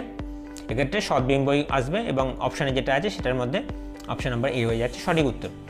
কোয়েশ্চেন নাম্বার 25 কি বলেছে দেখো, ইন শর্ট সাইটনেস স্বল্প দৃষ্টি বা মায়োপিয়ার ক্ষেত্রে the light rays converge behind the retina, আলোকরশ্মি রেটিনার পেছনে মিলিত হয়। অপশন নাম্বার বি বলেছে the light rays converge in front of retina, আলোকরশ্মি রেটিনার সামনে মিলিত হয়। অপশন নাম্বার সি বলেছে ভিশন ইজ নট ব্লার্ড, দৃষ্টি ঝাপসা হয় না। অপশন নাম্বার সি বলেছে, অপশন নাম্বার ডি বলেছে কর্নিয়া ইজ ডিফেক্টিভ, কর্নিয়া ত্রুটিপূর্ণ হয়ে থাকে।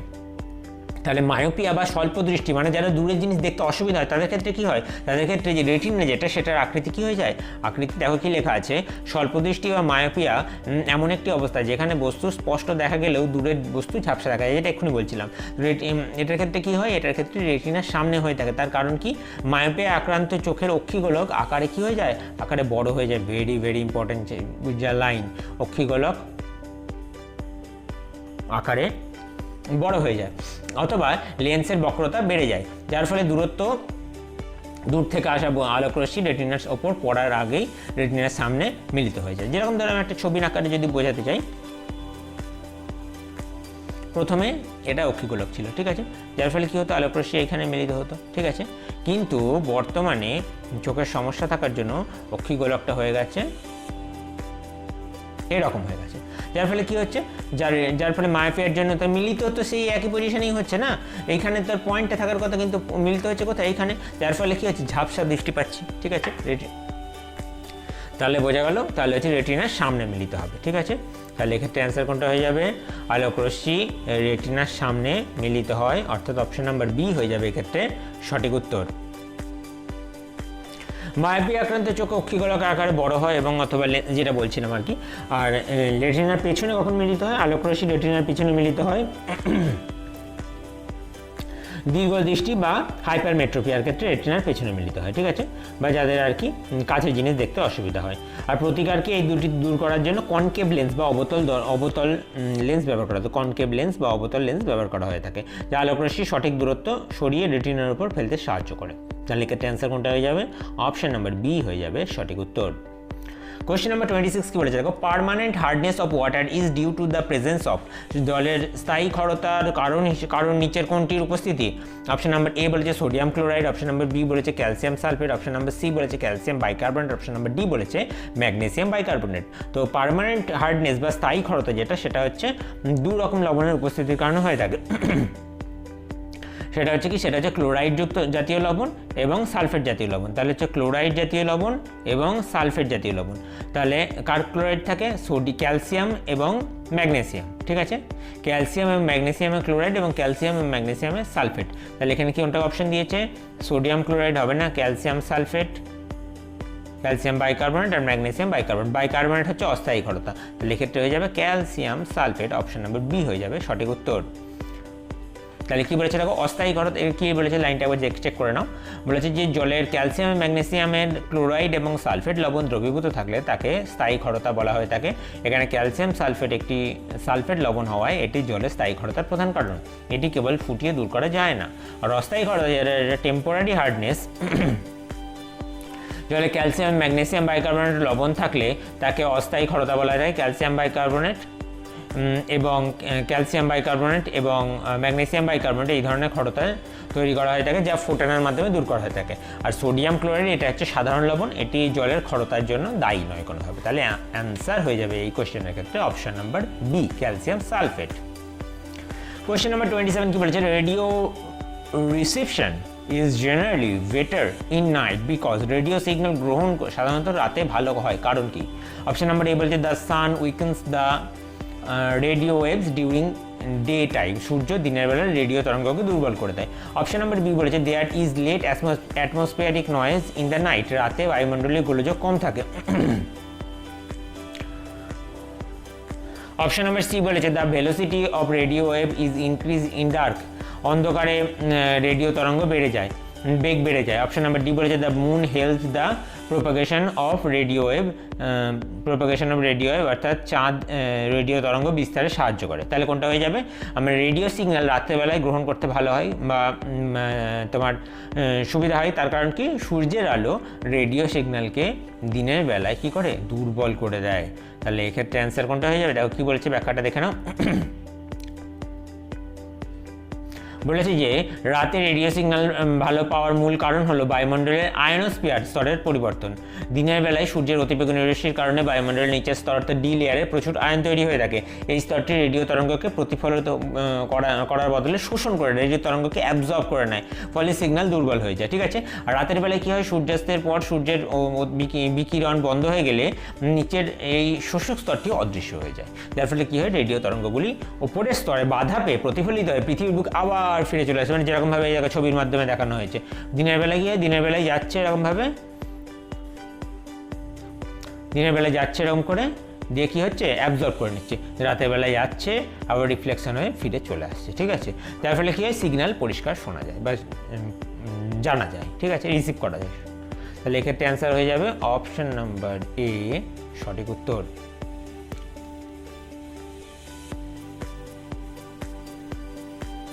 Question number 28 কি বলেছে দেখো, if a man runs with a speed of 1.5 meter per second toward the plane mirror then his image in the mirror will, যদি একজন ব্যক্তি 1.5 মিটার পার সেকেন্ড বেগে সমতল দর্পণের দিকে দৌড়ায় তবে দর্পণে তার প্রতিবিম্বটি কি হবে? Move away from the mirror with a speed of 1.5 metre per second, 1.5 metre per second বেগে দর্পণ থেকে দূরে সরে যাবে প্রতিবিম্বটি। অপশন নাম্বার বি বলেছে come near to the mirror with a speed of 1.5 metre per second, অর্থাৎ 1.5 মিটার পার সেকেন্ড বেগে দর্পণ কাছে এগিয়ে যাবে। ঠিক আছে। সি 3 নম্বর বলেছে রিমেন স্টেশনারি, স্থির থাকবে। অপশন নাম্বার ডি বলেছে move away from the mirror, অর্থাৎ মিরর থেকে দর্পণ থেকে দূরে সরে যাবে উইথ দ্য স্পিড অফ কি বেগে? With the speed of 3 metre per second, 3 metre per second বেগে দর্পণ থেকে দূরে সরে যাবে।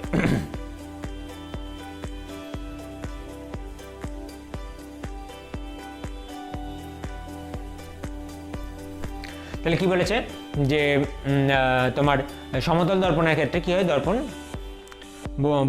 বস্তু থেকে মানে বস্তুর দূরত্ব এবং দর্পণ থেকে প্রতিবিম্বের দূরত্ব সবসময় সমান থাকে। ঠিক আছে। তাহলে কী হবে এক্ষেত্রে হচ্ছে যে যদি কোনো ব্যক্তি দর্পণের দিকে দৌড়ায় তবে তার প্রতিবিম্বটিকে ঠিক একই বেগে দর্পণের দিকে ভেতরের দিকে এই দর্পণের দিকে এগিয়ে আসবে। ঠিক আছে। অর্থাৎ গতিবেগ কত হবে? তার বেগও এসএম হবে 1.5 মিটার পার সেকেন্ড, তার প্রতিবিম্বটির গতিবেগও দর্পণের সাপেক্ষে 1.5 মিটার পার সেকেন্ড হয়ে যাবে। তাহলে কী হবে? তাহলে হয়ে যাবে 1.5 মিটার পার সেকেন্ড বেগে দর্পণ থেকে এগিয়ে আসবে, দর্পণের দিকে এগিয়ে আসবে। ঠিক আছে। অপশন নাম্বার বি হয়ে যাবে এক্ষেত্রে সঠিক উত্তর।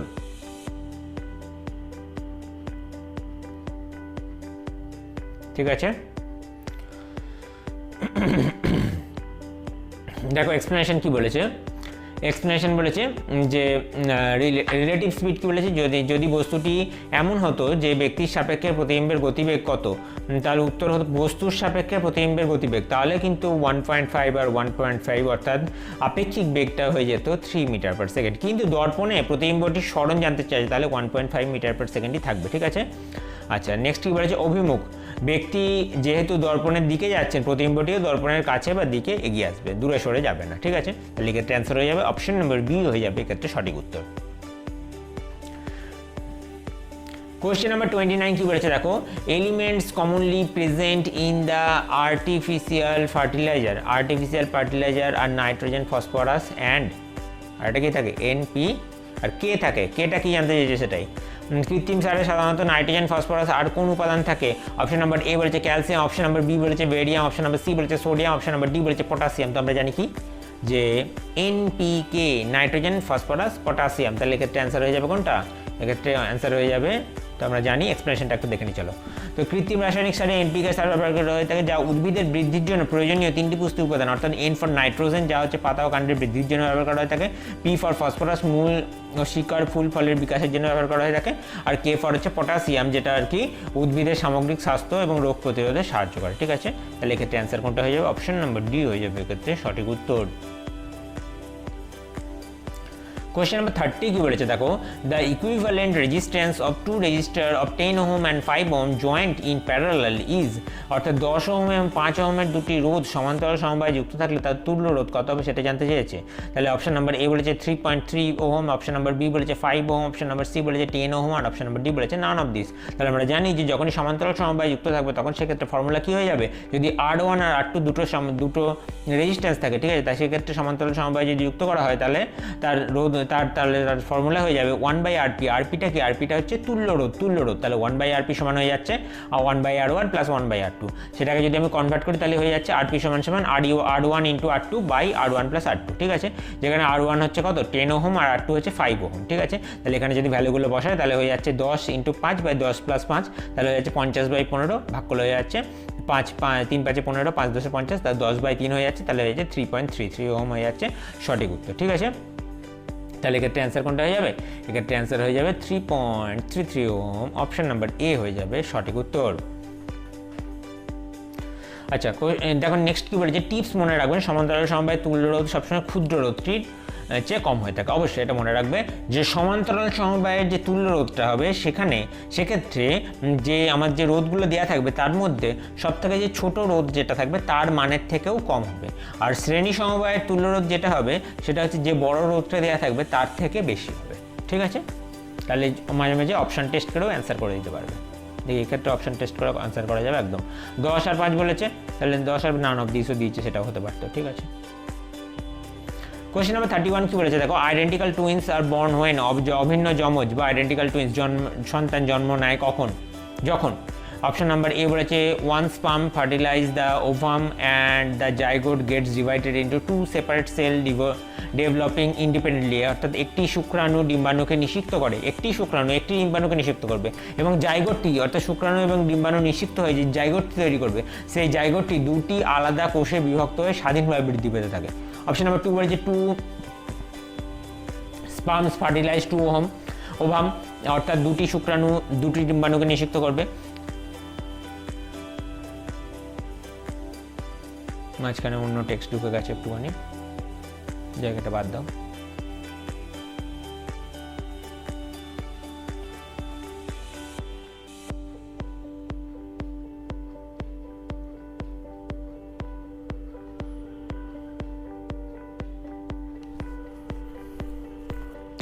আচ্ছা, অপশন নাম্বার সি বলেছে যে 2 স্পার্ম ফার্টিলাইজ 2 ওভাম সাইমালটেনিয়াসলি, অর্থাৎ দুটি শুক্রাণু একই সাথে দুটি ডিম্বাণুকে নিষিক্ত করে।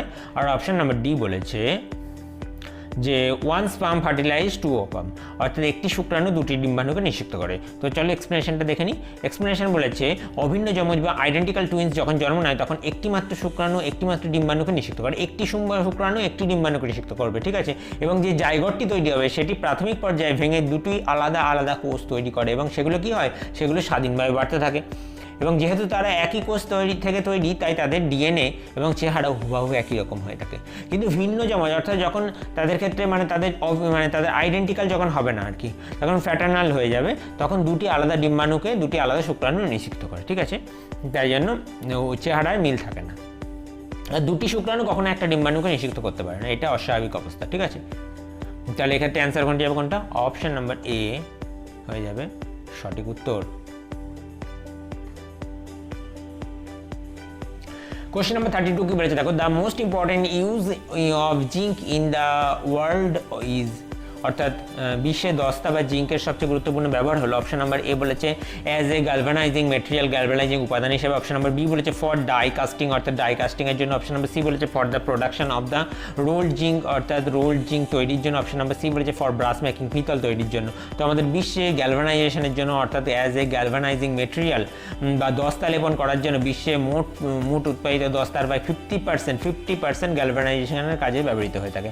এবং এই পদ্ধতিতে লোহা এবং ইস্পাতের উপর কী করা হয়ে থাকে, একটি পাতলা আস্তরণ দেওয়া হয়ে থাকে যাতে আর কি লোহার মরচে পড়ে না। ঠিক আছে, তাহলে এক্ষেত্রে অ্যান্সার কোনটা হয়ে যাবে, অ্যাজ এ গ্যালভানাইজিং মেটেরিয়াল বা গ্যালভানাইজিং উপাদান হিসাবে। ঠিক আছে, আচ্ছা, পিতল তৈরি করতে তামা এবং দস্তার সংকর ধাতু পিতল বা ব্রাসের জন্য প্রায় 70 থেকে 20% দস্তা ব্যবহৃত হয়। অবশ্যই হয় ডাই কাস্টিং অর্থাৎ গাড়ির যন্ত্রাংশ বা হার্ডওয়্যার তৈরির জন্য ছাঁচের ঢালাই বা ডাই কাস্টিংয়ের কাজে প্রায় 70% দস্তা ব্যবহৃত হয়। 17%। ঠিক আছে, কোয়েশ্চেন নাম্বার 33 কি বলেছে দেখো, the disease in which bronchial tubes become narrow due to spasm of the bronchial muscle and swelling of the mucous membrane is called, অর্থাৎ ব্রঙ্কিয়াল পেশির খিঁচুনি এবং মিউকাস মেমব্রেনের ফোলাভাবের কারণে শ্বাসনালী সংকুচিত হয়ে যাওয়ার রোগটিকে কী বলা হয়ে থাকে? অপশন নাম্বার এ হচ্ছে নিউমোনিয়া, অপশন নাম্বার বি হচ্ছে অ্যাজমা বা হাঁপানি, অপশন নাম্বার সি বলেছে ডিপথেরিয়া, অপশন নাম্বার ডি হচ্ছে যক্ষা। তো কী বলেছে দেখো, যে ব্রঙ্কিয়াল পেশি আমাদের ফুসফুসের যে ব্রঙ্কিয়াল পেশি খিঁচুনি এবং মিউকাস পর্দার ফোলাভাবের কারণে শ্বাসনালী কী হয়ে থাকে, শ্বাসনালী সংকুচিত হয়, শ্বাসনালী চেপে যায় এবং এই রোগটাকে কী বলা হয় থাকে সেটাই জানতে চেয়েছে। তাহলে দেখো, যে অ্যাজমা বা হাঁপানি যেটা, সেটাই হচ্ছে এই ধরনের রোগ। এটি একটি দীর্ঘমেয়াদী শ্বাসকষ্টজনিত রোগ যেখানে শ্বাসনালী বা ব্রঙ্কিয়াল টিউব ফুলে যায় এবং সংকুচিত হয়ে পড়ে শ্বাসনালীর পেশির খিঁচুনি এবং অতিরিক্ত মিউকাস তৈরির ফলে বাতাস চলাচল বন্ধ হয়ে যায়, মানে কি নালীটা চেপে যায়, যার ফলে কী হয়, বাতাস চলাচল করতে পারে না, যার ফলে কী হয়, এর ফলে বিভিন্ন রকম ইনহেলার ইউজ করা হয়, যে ওষুধটা গিয়ে আর কি ওই জায়গায় মাসেলটাকে রিল্যাক্স করে এবং কী হয়ে যায়, নর্মাল হয়ে যায় এবং শ্বাসকষ্ট কাশি দেখা যায়। ঠিক আছে, তাহলে এক্ষেত্রে অ্যান্সার হয়ে যাবে অ্যাজমা বা হাঁপানি, অপশন নাম্বার বি হয়ে যাবে এক্ষেত্রে সঠিক উত্তর।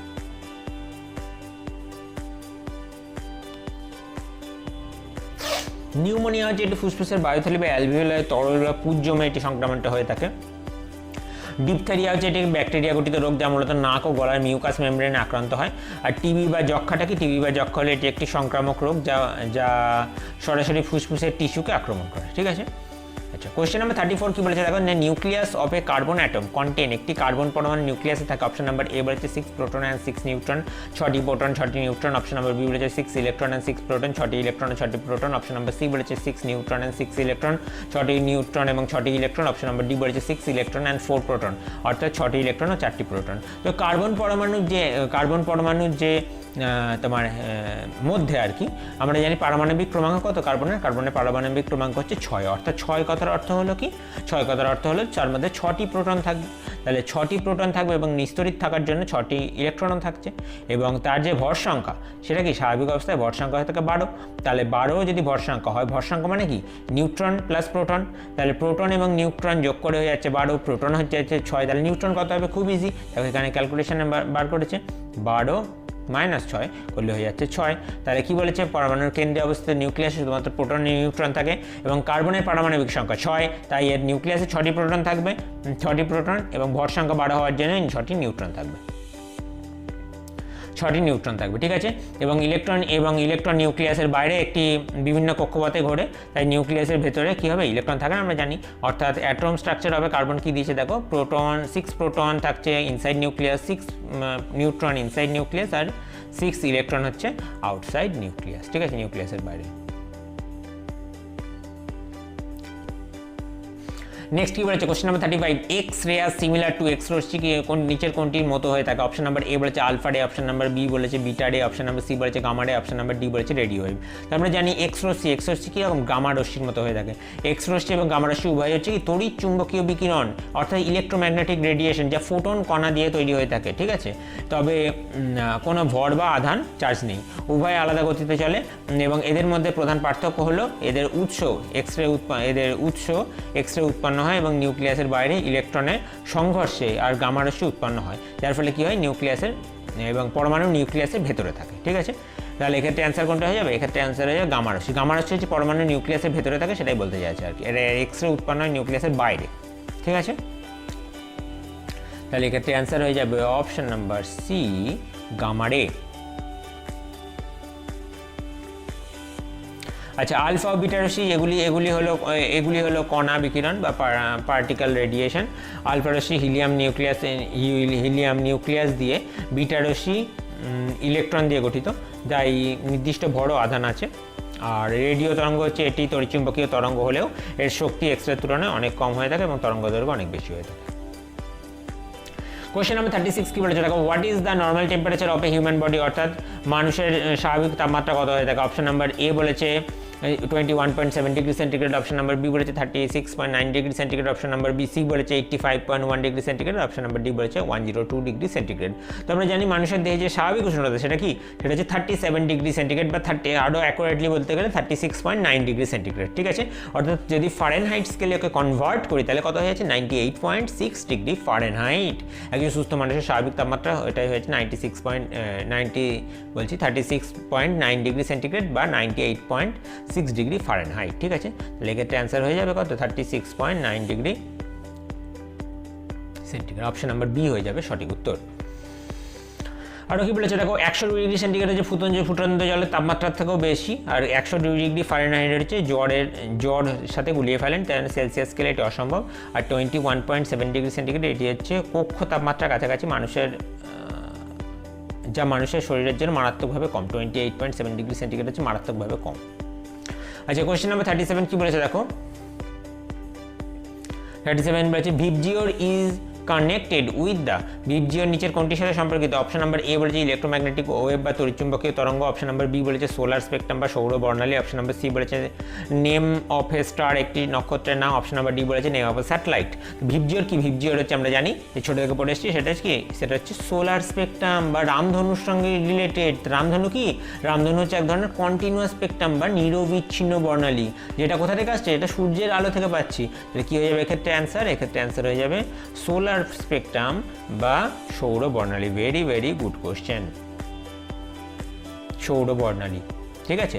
তো কী বলেছে দেখো, ভিবজিওরের হলো সাদা আলো, সূর্যের আলো যখন প্রিজমের মধ্যে দিয়ে যায় তখন সে 7 রঙে বিভক্ত হয়ে যায় এবং সংক্ষিপ্ত রূপ, ঠিক আছে। এটি সৌর বর্ণালী বা দৃশ্যমান আলোর বর্ণালীর অংশ। সূর্যের সাদা আলো আসলেই 7টি বর্ণের সমষ্টি, ঠিক আছে। এটির মধ্যে ভায়োলেট আলোর বিচ্যুতি বা মাকা সবচেয়ে বেশি এবং লাল আলোর বিচ্যুতি সবচেয়ে কম হয়ে থাকে, ঠিক আছে। তাহলে এক্ষেত্রে হয়ে যাবে কোনটা? V for violet, I for indigo, B for blue, G for green, Y for yellow এবং ও ফর অরেঞ্জ আর আর ফর রেড, ভিবজিওর, ঠিক আছে। তাহলে এক্ষেত্রে অ্যান্সার হয়ে যাবে option number B solar spectrum বা সৌর বর্ণালী। কোয়েশ্চেন নাম্বার 38 কি বলেছে দেখো, which of the following is not a metal, নিচের কোনটি ধাতু নয়? অপশন নাম্বার এ বলেছে টাংস্টেন, অপশন নাম্বার বি বলেছে হাইড্রোজেন, অপশন নাম্বার সি বলেছে টাইটেনিয়াম, অপশন নাম্বার ডি বলেছে অ্যান্টিমনি। তাহলে আমরা জানি যে টাংস্টেন, টাইটেনিয়াম, অ্যান্টিমনি সবগুলো কি অ্যান্টিমনি ধাতুকল্প হওয়া সত্ত্বেও তার মধ্যে কি ধাতব ধর্ম বর্তমান, কিন্তু অধাতু কোনটা? অধাতু হচ্ছে হাইড্রোজেন। তাহলে হচ্ছে হাইড্রোজেন একটি অধাতু বা নন মেটাল, এটি গ্যাসীয় অবস্থায় থাকে এবং পর্যায় সারণী প্রথম গ্রুপে থাকলেও এটি ধাতুর মতো বৈশিষ্ট্য নমনীয়তা পরিদর্শন করে, ঠিক আছে। পরিবাহিতা প্রদর্শন করে না, ধাতুর মতো যে বৈশিষ্ট্য নমনীয়তা পরিবাহিতা এগুলো প্রদর্শন করে না, কিন্তু কি প্রদর্শন করে? সেটা কি প্রদর্শন করে বলো তো? তার মধ্যে ক্যাটায়নের যে ধর্ম সেটা প্রদর্শন করে, ঠিক আছে, হাইড্রোজেন। তাহলে এক্ষেত্রে অ্যান্সার কোনটা হয়ে যাবে? এক্ষেত্রে অ্যান্সার হয়ে যাবে অপশন নাম্বার বি হাইড্রোজেন। ক্যাটায়নের ধর্ম বলতে কি কি বোঝায়? যেরকম ধরো হাইড্রোজেন হচ্ছে H+ আয়ন দেয়, আর কোন ধাতু মানে পজিটিভ আয়ন দেয় বলো তো? সেরকম কোনো ধাতু পজিটিভ আয়ন দেয় না, কিন্তু আমরা জানি সোডিয়াম ধাতু Na+, তারপরে ধরো calcium Ca+, Ca2+, Mg2+, magnesium ion, potassium K+, ঠিক আছে। তারপরে আয়রন, কপার, জিঙ্ক, এগুলো সব পজিটিভ আয়ন দেয়, কিন্তু হাইড্রোজেন অধাতু হওয়া সত্ত্বেও কিন্তু পজিটিভ আয়ন দেয়। এটাই হচ্ছে ওর সঙ্গে একটা মিল ধাতুর সঙ্গে, ঠিক আছে। কোয়েশ্চেন নাম্বার 39 কি বলেছে দেখো, two wire are of the same material, দুটি তার একই material and length, but the radius of one of the two times, কি বলেছে দেখো, two wire are of the same material, মানে দুটো তার একই মেটেরিয়াল দিয়ে তৈরি, অ্যান্ড লেন্থ মানে দৈর্ঘ্যও সমান, but the radius of one is 2 times the other, অর্থাৎ একটার ব্যাসার্ধ আর একটির থেকে দ্বিগুণ। Therefore the resistance will be in the ratio of, অর্থাৎ তাদের যে রোধের অনুপাত কত হবে সেটা জানতে চেয়েছে। অর্থাৎ বাংলায় একবার পড়ি, একই উপাদান এবং দৈর্ঘ্যের দুটি তারের মধ্যে, একই উপাদান এবং দৈর্ঘ্য এবং উপাদান, অর্থাৎ এল এবং রোটা হচ্ছে সেম হয়ে যাচ্ছে, তাহলে একটির ব্যাসার্ধ অন্যটির দ্বিগুণ হয়ে যাচ্ছে, তাদের রোধের অনুপাত কত হবে সেটা জানতে চেয়েছে। অপশন নাম্বার এ বলেছে 1:4, অপশন নাম্বার বি বলেছে 4:1, অপশন নাম্বার সি বলেছে 2:1, অপশন নাম্বার ডি বলেছে 1:2। তো আমরা জানি যে তোমার যে রোধের যে পরিবাহিতা, মানে রোধের যে রোধ আর কি, আর হচ্ছে তোমার রোয়ের সঙ্গে সমানুপাতিক, এল এর সঙ্গে সমানুপাতিক, আর এর সঙ্গে হয়ে যাচ্ছে কি ব্যস্তানুপাতিক, ঠিক আছে। তাহলে এক্ষেত্রে কি আছে, এক্ষেত্রে রোটাও হচ্ছে সেম হয়ে যাচ্ছে, এলটাও সেম হয়ে যাচ্ছে, দৈর্ঘ্য সমান, মেটেরিয়ালও সেম বলেছে, তাহলে কোনটা পড়ে থাকছে, কি পড়ে থাকছে হচ্ছে এটাও কেটে যাচ্ছে, এটাও কেটে যাচ্ছে, সমান হয়ে যাচ্ছে, তাহলে পড়ে থাকছে কোনটা, পড়ে থাকছে অনলি এই যে এইটা, কোথায় গেল, আর প্রপোর্শনাল টু 1/a,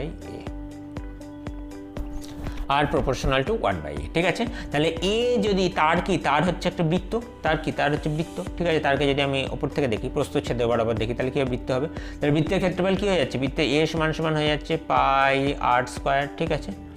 তাহলে পাইও কনস্ট্যান্ট, তাহলে আমি এখান থেকে লিখতে পারি কি, এখান থেকে এটাই লিখতে পারি, এখান থেকে লিখতে পারি যে R proportional to 1/r², R proportional to 1/a এর জায়গায় আমি কি লিখে দিলাম, আর প্রপোর্শনাল টু 1/πr², সেই পাইটা কি হয়েছে, পাইটাও কনস্ট্যান্ট, তার পাইটাও বাদ চলে যাচ্ছে, তাহলে কি থাকছে, আর প্রপোর্শনাল টু 1/r², ঠিক আছে।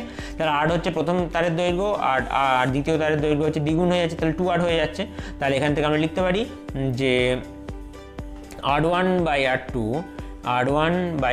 সমান 1/, যেহেতু তোমার ব্যস্ত সম্পর্ক হয়ে যাচ্ছে, তাহলে 2rটা উপরে চলে যাবে, তাহলে 2r²/r² হয়ে যাচ্ছে, ঠিক আছে। তাহলে r1/r2 সমান হয়ে যাচ্ছে 2r², 2r এর হোল স্কোয়ার বাই r², তাহলে হয়ে যাচ্ছে 4r²/r², তাহলে r²² কেটে যাচ্ছে, পড়ে থাকছে কি 4:1। তাহলে সরু তারটির রোধ মোটা তারটির থেকে 4 গুণ বেশি, ঠিক আছে, এবং তাদের অনুপাত কত হয়ে যাচ্ছে, 4:1। ভেরি ভেরি গুড কোশ্চেন, ঠিক আছে, 4:1। তাহলে এক্ষেত্রে অ্যান্সার হয়ে যাচ্ছে অপশন নাম্বার বি হয়ে যাবে এক্ষেত্রে সঠিক উত্তর।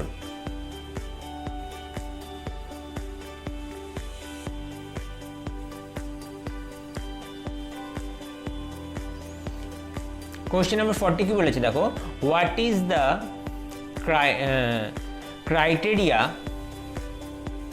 Criterion of for selecting a fuse wire, fuse তার নির্বাচনের মানদণ্ড কি, অপশন নাম্বার এ বলেছে it should have high resistance, এটি উচ্চ রোধ সম্পন্ন হতে হবে। অপশন নাম্বার বি বলেছে it should have low melting point, এর গলনাঙ্ক কম হতে হবে। অপশন নাম্বার সি বলেছে it should have high melting point, এর গলনাঙ্ক বেশি হতে হবে। অপশন নাম্বার ডি বলেছে নান অফ দিস। তো আমরা জানি ফিউজ তার যেটা আর কি, ফিউজ তার অবশ্যই করে এর গলনাঙ্ক কম হতে হবে, ঠিক আছে, তাহলে সহজে গলে যাবে। তাহলে একটি ফিউজ তারের প্রধান বৈশিষ্ট্য হলো গলনাঙ্ক কম বা লো মেল্টিং পয়েন্ট। তো কারণ হচ্ছে এর যখন বর্তনীতে শর্ট সার্কিট বা ওভারলোডিংয়ের ফলে অতিরিক্ত বিদ্যুৎ প্রবাহিত হয়, তখন অতিরিক্ত হিট উৎপন্ন হয়ে সহজে তারটাকে উত্তপ্ত করে তোলে, ঠিক আছে, এবং গলনাঙ্ক কম হওয়ার ফলে এটি সহজে গলে গিয়ে সংযোগ বিচ্ছিন্ন করে দেয়, এবং যার ফলে কী হয়, তাকে বাড়ির দামি বৈদ্যুতিক সরঞ্জামগুলো খুব বড় ক্ষতির হাত থেকে বা অগ্নিকাণ্ড থেকে রক্ষা পেয়ে যায়। তাহলে এক্ষেত্রে অ্যান্সার কোনটা হয়ে যাবে, option number B, it should have low melting point বা গলনাঙ্ক কম হতে হবে। তো উচ্চ গলনাঙ্ক কি বলেছে, যদি ফিউজের গলনাঙ্ক বেশি হয় তবে অতিরিক্ত তাপেও এটি গলবে না, ফলে উচ্চ তাপমাত্রায় বিদ্যুৎ প্রবাহিত হয়ে যন্ত্রাংশ নষ্ট হয়ে যেতে পারে। আর উপাদান কি বলেছে, ফিউজ তারের সাধারণত টিন, সীসার সংকর ধাতু। ফিউজ তারের উপাদান হচ্ছে কি, টিন আর সীসার যে সংকর ধাতু, very very important line, tin আর সীসার যে সংকর ধাতু সেটা হচ্ছে ফিউজ তারের উপাদান, ঠিক আছে, টিন আর সীসা, ঠিক আছে তৈরি।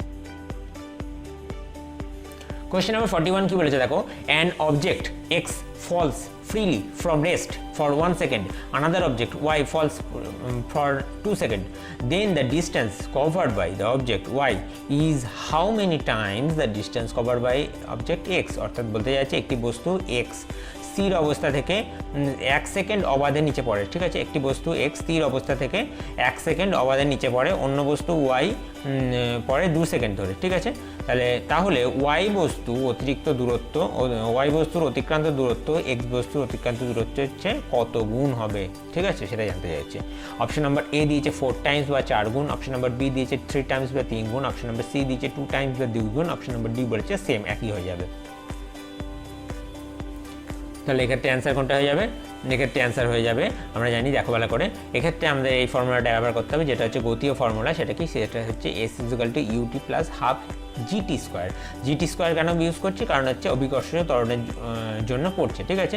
এবার হচ্ছে যেহেতু দুটি বস্তুই হচ্ছে অবাধে মানে স্থির অবস্থা থেকে, অর্থাৎ প্রাথমিক বেগ 0 ছিল, তাহলে ইউর মানটা কি হয়ে যাচ্ছে, ইউর মানটা হয়ে যাচ্ছে 0, তাহলে হয়ে যাচ্ছে s = ½ gt স্কোয়ার হয়ে যাচ্ছে, ঠিক আছে। তাহলে এক্স বস্তুর ক্ষেত্রে টি এর মানটা হয়ে যাচ্ছে 1 সেকেন্ড, 1 সেকেন্ড হওয়ার জন্য হয়ে যাচ্ছে s এক্স বস্তুর ক্ষেত্রে ½ g × 1 স্কোয়ার, তাহলে হয়ে যাচ্ছে ½ g, আর দ্বিতীয় বস্তুর ক্ষেত্রে s y এর ক্ষেত্রে হয়ে যাচ্ছে ½ g × 2 স্কোয়ার, তাহলে হয়ে যাচ্ছে তোমার 4 × ½ g, ঠিক আছে। তাহলে রেশিও কী হয়ে যাচ্ছে, রেশিও হয়ে যাচ্ছে 4:1 হয়ে যাচ্ছে, অর্থাৎ y বস্তুর অতিক্রান্ত দূরত্ব x বস্তুর তুলনায় 4 গুণ হবে, y বস্তুর অতিক্রান্ত দূরত্ব x বস্তুর তুলনায় 4 গুণ হবে, তাহলে এক্ষেত্রে অ্যান্সার কোনটা হয়ে যাবে, 4 টাইমস, অপশন নাম্বার এ হয়ে যাবে এক্ষেত্রে সঠিক উত্তর। আচ্ছা, সহজ বাক্যে কি বলেছে, অবাধে পথনশীল বস্তুর ক্ষেত্রে দূরত্ব সময়ের বর্গের সাথে বাড়ে, যেহেতু y বস্তুটি x এর তুলনায় দ্বিগুণ সময় ধরে পড়ে, তাই এর অতিক্রান্ত দূরত্ব হবে সময়ের বর্গের গুণিতক, অর্থাৎ 2 স্কোয়ার হয়ে যাবে, ঠিক আছে, এটা হচ্ছে শর্টকাট। কোয়েশ্চেন নাম্বার 42 কি বলেছে দেখো, sweet meat eaten in between meals trend to reduce the appetite at meal time because, খাবারের মাঝখানের সময় মিষ্টি জাতীয় খাবার খেলে মূল খাবারের সময় খিদে কমে যায় কেন? অপশন নাম্বার এ বলেছে the stomach gets filled up, পাকস্থলী পূর্ণ হয়ে যায়। অপশন নাম্বার বি বলেছে the glucose level in the blood rises, রক্তে গ্লুকোজের মাত্রা বেড়ে যায়। অপশন নাম্বার সি বলেছে taste bud of the tongue doesn't realise the food, জিহ্বার খাবারের স্বাদকরকের খাবার উপভোগ করে না। অপশন নাম্বার ডি বলেছে sweets always spoil the appetite, মিষ্টি সবসময় খিদে নষ্ট করে দেয়। তাহলে এক্ষেত্রে আমরা জানি যে আমরা এই জিনিসটা ফিল করেছি যে খাবারের মাঝখানে যদি মিষ্টি জাতীয় খাবার খাই তাহলে আর কি আমাদের খাবার খাওয়ার যে ইচ্ছা সেটা কমে যায়, ঠিক আছে। এবার সেটা কী করে হচ্ছে, সেটা হচ্ছে তার কারণ হচ্ছে গ্লুকোজ লেভেল, অর্থাৎ রক্তে আমরা মিষ্টি খাচ্ছি, মিষ্টি খাওয়ার সঙ্গে সঙ্গে আমাদের রক্তের গ্লুকোজ লেভেল খুব বেড়ে যাচ্ছে, ঠিক আছে। এবার গ্লুকোজ লেভেল যখনই বেড়ে যাচ্ছে তখন কী হয়ে যাচ্ছে, তখনই আমাদের খাবার খাওয়ার যে ইচ্ছা সেটা কমে যাচ্ছে, ঠিক আছে। তখন কী বলেছে দেখো, এটা যে আমাদের খাবার খাওয়ার সময় তৃপ্তি অনুভব বা মূলত কারণ হলো রক্তের গ্লুকোজের মাত্রার উপর নির্ভর করে, ঠিক আছে। যখন আমরা মিষ্টি জাতীয় খাবার খাই তখন তার দ্রুত হজম হয় রক্তে গ্লুকোজের মাত্রা বাড়িয়ে দেয়। মস্তিষ্কের হাইপোথ্যালামাস অংশ এই বাড়তি গ্লুকোজ শনাক্ত করে এবং শরীরে সংকেত পাঠায় যে তার শক্তির প্রয়োজন নেই, তার শক্তি মিটে গেছে, ঠিক আছে। তার ফলে কী হয়, খাবার খাওয়ার যে ইচ্ছাটা সেটা কমে যায়। তাহলে অ্যান্সার কোনটা হয়ে যাবে, অপশন নাম্বার বি হয়ে যাবে সঠিক উত্তর। আচ্ছা, পাকস্থলী পূর্ণ হওয়া, মিষ্টি খুব অল্প পরিমাণ খাওয়া হয়, তার পাকস্থলী শারীরিকভাবে পূর্ণ করার জন্য যথেষ্ট নয়, ঠিক আছে। আর স্বাদকরকের সাথে খিদে কমে যাওয়ার কোনো সম্পর্ক নেই, তাহলে অপশান বি হয়ে যাবে সঠিক উত্তর। কোয়েশ্চেন নাম্বার 43 কি বলেছে দেখো, what is the process involving in the photosynthesis, অর্থাৎ সালোক সংশ্লেষ প্রক্রিয়ার সাথে জড়িত বিষয়টি কোনটা? অপশন নাম্বার এ বলেছে organic compound are synthesised from water and carbon dioxide and oxygen is released in the atmosphere. জল ও কার্বন ডাইঅক্সাইড থেকে জৈব যৌগ সংশ্লেষিত হয় এবং বায়ুমণ্ডলে অক্সিজেন নির্গত করে। অপশন নাম্বার বি বলেছে potential energy is release to form free energy. স্থিতিশক্তি মূল শক্তিতে রূপান্তরিত হয়, স্থিতিশক্তি মুক্ত শক্তিতে রূপান্তরিত হয়। অপশন নাম্বার সি বলেছে food is oxidised to form carbon dioxide and water. খাদ্য জড়িত হয়ে কার্বন ডাইঅক্সাইডের জল তৈরি করে। আর অপশন নাম্বার ডি বলেছে free energy is converted into potential energy and stored. মুক্ত শক্তি স্থিতিশক্তিতে রূপান্তরিত হয় এবং সঞ্চিত থাকে। তাহলে এক্ষেত্রে অ্যান্সার কোনটা হয়ে যাবে? এক্ষেত্রে হচ্ছে আমরা জানি যে যেরকম অপশন নাম্বার এ এবং অপশন নাম্বার বি অর্থাৎ অর্গানিক কম্পাউন্ডার বাংলার বলছি, জল এবং কার্বন ডাইঅক্সাইড থেকে জৈব যৌগ সংশ্লেষিত হয় এবং বায়ুমণ্ডলে অক্সিজেন নির্গত, এটাও শক্তি, এবং স্থিতিশক্তি মুক্ত শক্তিতে রূপান্তরিত হয়, সেটাও তোমার মুক্ত শক্তি স্থিতিশক্তি রূপান্তরিত হয়, এটাও সত্যি। কিন্তু এক্ষেত্রে মানে এ এবং ডি এর মধ্যে এটা হচ্ছে বেটার অপশন, ঠিক আছে? তাহলে এটা আমাদের সিলেক্ট করতে হবে। কী বলেছে দেখো, জৈব যৌগ সংশ্লেষ অর্থাৎ সালোক সংশ্লেষ প্রক্রিয়ায় সবুজ উদ্ভিদ সূর্যালোকের উপস্থিতিতে জল এবং কার্বন ডাইঅক্সাইড ব্যবহার করে শর্করা বা জৈব যৌগ বা গ্লুকোজ তৈরি করে, ঠিক আছে? গ্লুকোজ তৈরি করে এবং উপজাত হিসাবে অক্সিজেন নির্গত করে। এই প্রক্রিয়ার প্রধান রাসায়নিক বর্ণনা, ঠিক আছে? আর শক্তি রূপান্তর হচ্ছে এটি সূর্যের যে শক্তি মুক্ত শক্তি সেটা স্থিতিশক্তি হিসেবে খাদ্যের মধ্যে সঞ্চিত রাখে, যেটা আমরা জৈবিক শক্তি হিসেবে পেয়ে থাকি, ঠিক আছে? তাহলে এক্ষেত্রে অ্যান্সার কোনটা হয়ে যাবে? অপশন এ এবং অপশন ডিও দুটোই সত্যি হবে, কিন্তু অপশন এটা হচ্ছে বেশি অ্যাপ্রোপ্রিয়েট, তাই অপশন এটাই ক্ষেত্রে আমরা নেব অ্যান্সার।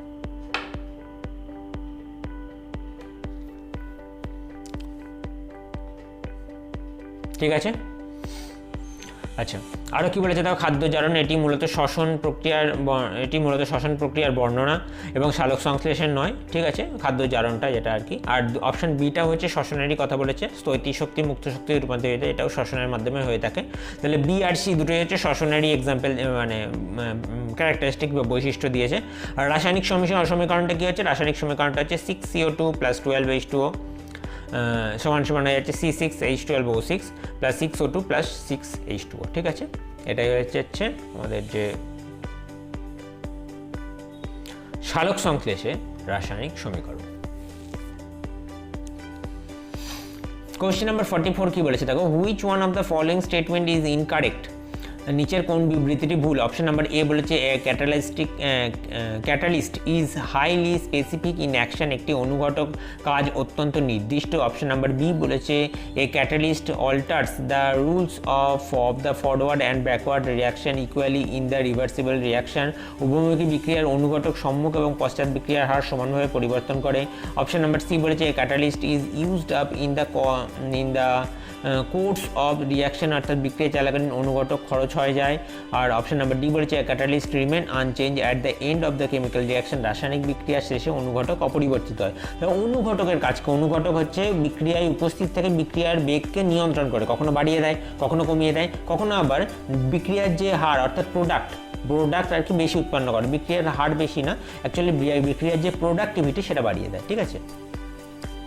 তো অ্যাকচুয়ালি এটার কাজ কি? তো এক্সপ্লেনেশন দেখো কী বলেছে, কোন এখানে বলেছে ইনকারেক্ট, ভুল জানতে চেয়েছে। তাহলে ভুল কোনটা হবে?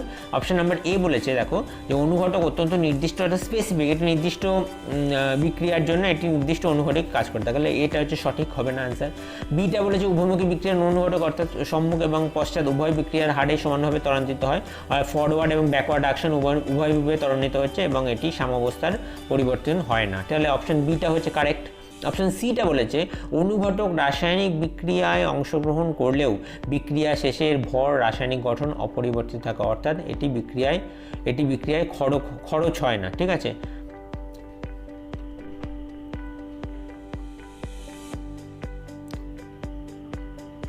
না, স্টেটমেন্টটা ভুল বললাম, বলেছে যে বিক্রিয়া চলাকালীন অনুঘটক খরচ হয়ে যাচ্ছে, তাহলে খরচ হয়ে যায়, এটা একদমই ভুল, কারণ বিক্রিয়ায় অনুঘটক খরচ হয় না। কোনো অনুঘটক যদি আমি বিক্রিয়ার সময় ইউজ করি তাহলে সেটা কী হবে? সেটা বিক্রিয়ার পরেও কী হবে? আনচেঞ্জ থাকবে, কোনো রকম চেঞ্জ হবে না, ঠিক আছে? তাহলে অপশান সি যেটা সেটা হচ্ছে একমাত্র ভুল, তা ভুলটা এখানে জানতে চেয়েছে, অপশান সি হয়ে যাবে ক্ষেত্রে সঠিক উত্তর, ঠিক আছে? আচ্ছা, কোয়েশ্চেন নাম্বার 45 কি বলেছে দেখো, what is the approximate circumference of the earth at the Ecuador, অর্থাৎ বিষুবরেখায় পৃথিবীর আনুমানিক পরিধি কত? অপশন নাম্বার এ বলেছে 25,000 কিলোমিটার, অপশন নাম্বার বি বলেছে 8,000 কিলোমিটার, অপশন নাম্বার সি বলেছে 40,000 কিলোমিটার, অপশন নাম্বার ডি বলেছে 13,000 কিলোমিটার। তো আমরা জানি যে পৃথিবীর যে বিষুবরেখা অর্থাৎ নিরক্ষীয় অঞ্চলে যে আর কি পরিধি সেটা কত? সেটা হচ্ছে 40,075 কিলোমিটার, ঠিক আছে, 40,075 কিলোমিটার, যেটা আর কি 40,000-এর কাছাকাছি। তাহলে এক্ষেত্রে অ্যান্সার হয়ে যাবে কোনটা? এক্ষেত্রে অ্যান্সার হয়ে যাবে 40,000 কিলোমিটার, অপশন নাম্বার সি হয়ে যাবে এক্ষেত্রে সঠিক উত্তর। আর কি বলেছে দেখো, মেরু অঞ্চলে পরিধি কত? মেরু অঞ্চলে কিছুটা চাপা, উত্তর দক্ষিণ কিছুটা চাপা, তাহলে হয়ে যাচ্ছে 39,941 কিলোমিটার, ঠিক আছে। পৃথিবী পুরোপুরি গোল নয়, বরঞ্চ মেরু অঞ্চল কিছুটা চাপা হওয়ার কারণে পার্থক্য দেখা যায়, ঠিক আছে। অন্যান্য অপশন 8,000 13,000 কোনোটাই হবে না, এটা পরিধির কাছাকাছি নয়। কোয়েশ্চেন নাম্বার 46 কি বলেছে দেখো, which is the brightest planet, অর্থাৎ পৃথিবীর সবচেয়ে উজ্জ্বলতম গ্রহ কোনটি? দেখো এই কোয়েশ্চেনটা আগের সেটেও আমরা করেছি, আগের দিনের সেটেও ছিল, ঠিক আছে। যারা এখনো পর্যন্ত আগের দিনের সেটটা দেখোনি তারা অবশ্যই করে দেখে নেবে, ঠিক আছে। অপশন নাম্বার এ বলেছে মার্কারি বুধ, অপশন নাম্বার বি বলেছে ভেনাস বা শুক্র, অপশন নাম্বার সি বলেছে মার্স বা মঙ্গল, অপশন নাম্বার ডি হচ্ছে বৃহস্পতি বা জুপিটার। তো আমরা জানি যে পৃথিবীর সৌরজগতের যে উজ্জ্বলতম গ্রহ সেটা হচ্ছে ভেনাস বা শুক্র। তার কারণ হচ্ছে এর মধ্যে প্রচুর পরিমাণে কার্বন ডাইঅক্সাইড থাকে এবং সালফিউরিক অ্যাসিডের মেঘ তৈরি হয়, জন্য অ্যালবিডোর কারণে 70% আলো প্রতিফলিত করে দেয়, এবং এটা হচ্ছে সৌরজগতের হটেস্ট প্ল্যানেট, এর সৌরজগতের ব্রাইটেস্ট প্ল্যানেট। তাহলে এক্ষেত্রে অ্যান্সার হয়ে যাবে অপশন নাম্বার বি ভেনাস বা শুক্র হয়ে যাবে সঠিক উত্তর, ঠিক আছে। আর যেটা আর কি আমরা সন্ধ্যা তারা শুক তারা উভয় হিসাবে লক্ষ্য করি। কোয়েশ্চেন নাম্বার 47 কি বলেছে দেখো, the planet which revolves very slowly around the sun is the, যে গ্রহটি সূর্যের চারপাশে খুব দীর্ঘগতিতে আবর্তন করে তা কোনটা? অপশন নাম্বার এ বলেছে জুপিটার বা বৃহস্পতি, অপশন নাম্বার বি বলেছে প্লুটো, অপশন নাম্বার সি বলেছে স্যাটার্ন, অপশন নাম্বার ডি বলেছে মার্কারি। তাহলে আমরা জানি পৃথিবীর সৌরজগতের সবথেকে স্লো আবর্তন করছে কোনটা? প্লুটো, যেটা হচ্ছে বামন গ্রহ হিসেবে গণ্য করা হয়, কিন্তু যেহেতু প্লুটো অপশন আছে তো প্লুটো অপশন নিতে হবে, ঠিক আছে।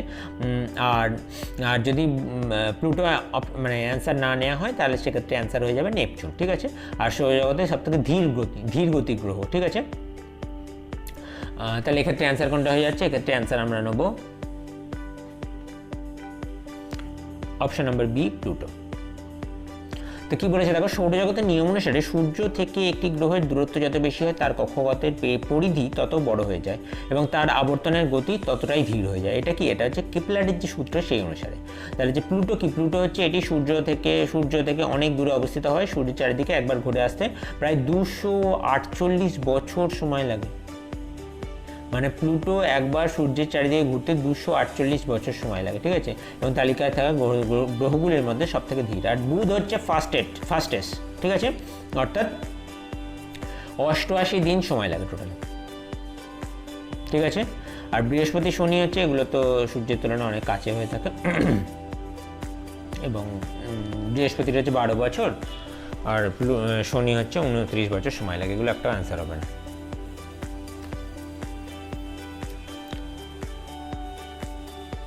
আচ্ছা, কোয়েশ্চেন নাম্বার 48 কি বলেছে দেখো, the mass of the moon is comparison to the earth is, পৃথিবীর তুলনায় চাঁদের ভর হলো। অপশন নাম্বার এ বলেছে 1/80, অপশন নাম্বার বি বলেছে 1/4 বা 1/4, অপশন নাম্বার সি বলেছে 1/200, অপশন নাম্বার ডি বলেছে 1/1000। তাহলে কী হবে যে পৃথিবীর তুলনায় চাঁদের ভর, পৃথিবীর যে ভরের তার 1/80 পৃথিবীর ভরের 1/80 হচ্ছে চাঁদের ভর, ঠিক আছে।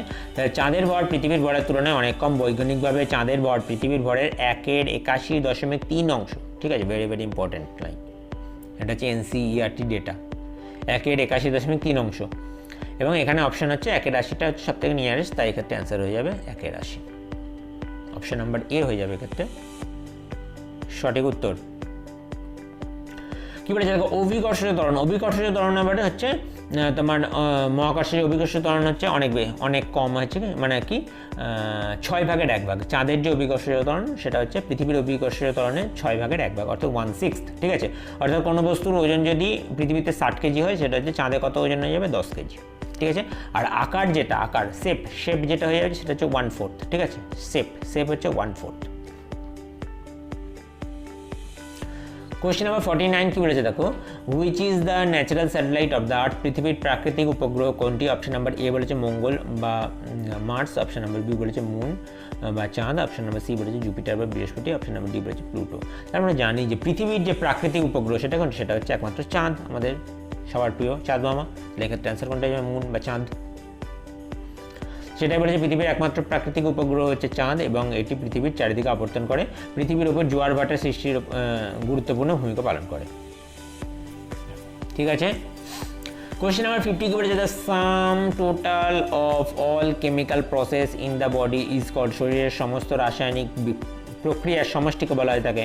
অপশন নাম্বার এ বলেছে রেসপিরেশন বা শ্বসন, অপশন নাম্বার বি বলেছে মেটাবলিজম বা বিপাক, অপশন নাম্বার সি বলেছে ভালকানাইজেশন বা তোমার রাবার তৈরির প্রক্রিয়া, অপশন নাম্বার ডি বলেছে ফটোসিনথেসিস বা সালোক সংশ্লেষ। তো আমাদের শরীরে ঘটে থাকা সমস্ত যে রাসায়নিক বিক্রিয়া ঘটছে তাদেরকে একত্রে বলা হচ্ছে কি? মেটাবলিজম বা বিপাক। ঠিক আছে, তা মেটাবলিজম বা বিপাক হয়ে যাবে এক্ষেত্রে সঠিক উত্তর এক, অপশন নাম্বার বি হয়ে যাবে এক্ষেত্রে সঠিক উত্তর।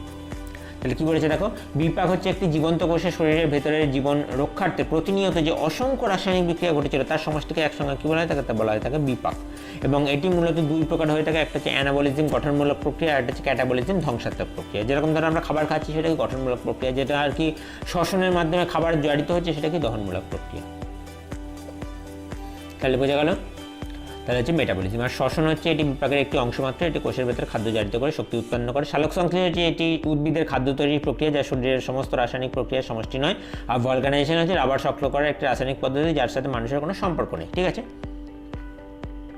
তো হয়ে গেল আজকের 50 কোশ্চেন। তো ভিডিও শেষে একটাই কথা বললে, যারা যারা এখনও পর্যন্ত চ্যানেলটি সাবস্ক্রাইব করেনি তারা অবশ্যই করে চ্যানেলটি সাবস্ক্রাইব করে পাশে থাকা বেল আইকনটি অন করে নোটিফিকেশান অল করে দাও। ঠিক আছে, আর ভিডিওটি যদি ভালো লেগে থাকে তাহলে অবশ্যই করে লাইক করে দিও, আর তোমার যারা বন্ধু আছে তাদের কাছে এই ভিডিওটি পৌঁছে দাও। ঠিক আছে, এই ধরনের 50 কোশ্চেনের যে সেট, প্র্যাকটিস সেট, এগুলো তোমার বন্ধুদের কাছে পৌঁছানোটা খুব জরুরি। সবাইকে শেয়ার করে দেবে, শেয়ার করাটা মোস্ট ইম্পর্টেন্ট বিষয়। তো এখনও পর্যন্ত যারা আমাদের হোয়াটসঅ্যাপ চ্যানেলে জয়েন হওনি তারা হোয়াটসঅ্যাপ চ্যানেলের নিচে দেওয়া লিঙ্ক থেকে জয়েন হয়ে যেও, আর যারা এখনও পর্যন্ত টেলিগ্রাম গ্রুপে জয়েন হওনি তাখানে আর কি জয়েন হয়ে যাবে। ওখানে আমাদের 10টা প্র্যাকটিস সেট হলেই 10টা প্র্যাকটিস সেটের যে পিডিএফ সেটা আমরা আপলোড করে দেবো খুব তাড়াতাড়ি, 10টা হয়ে যাক তারপর আপলোড করে দেবো। তো ভিডিও শেষে সবাইকে থ্যাংক ইউ ভেরি মাচ, সবাই ভালো থেকো, সুস্থ থেকো।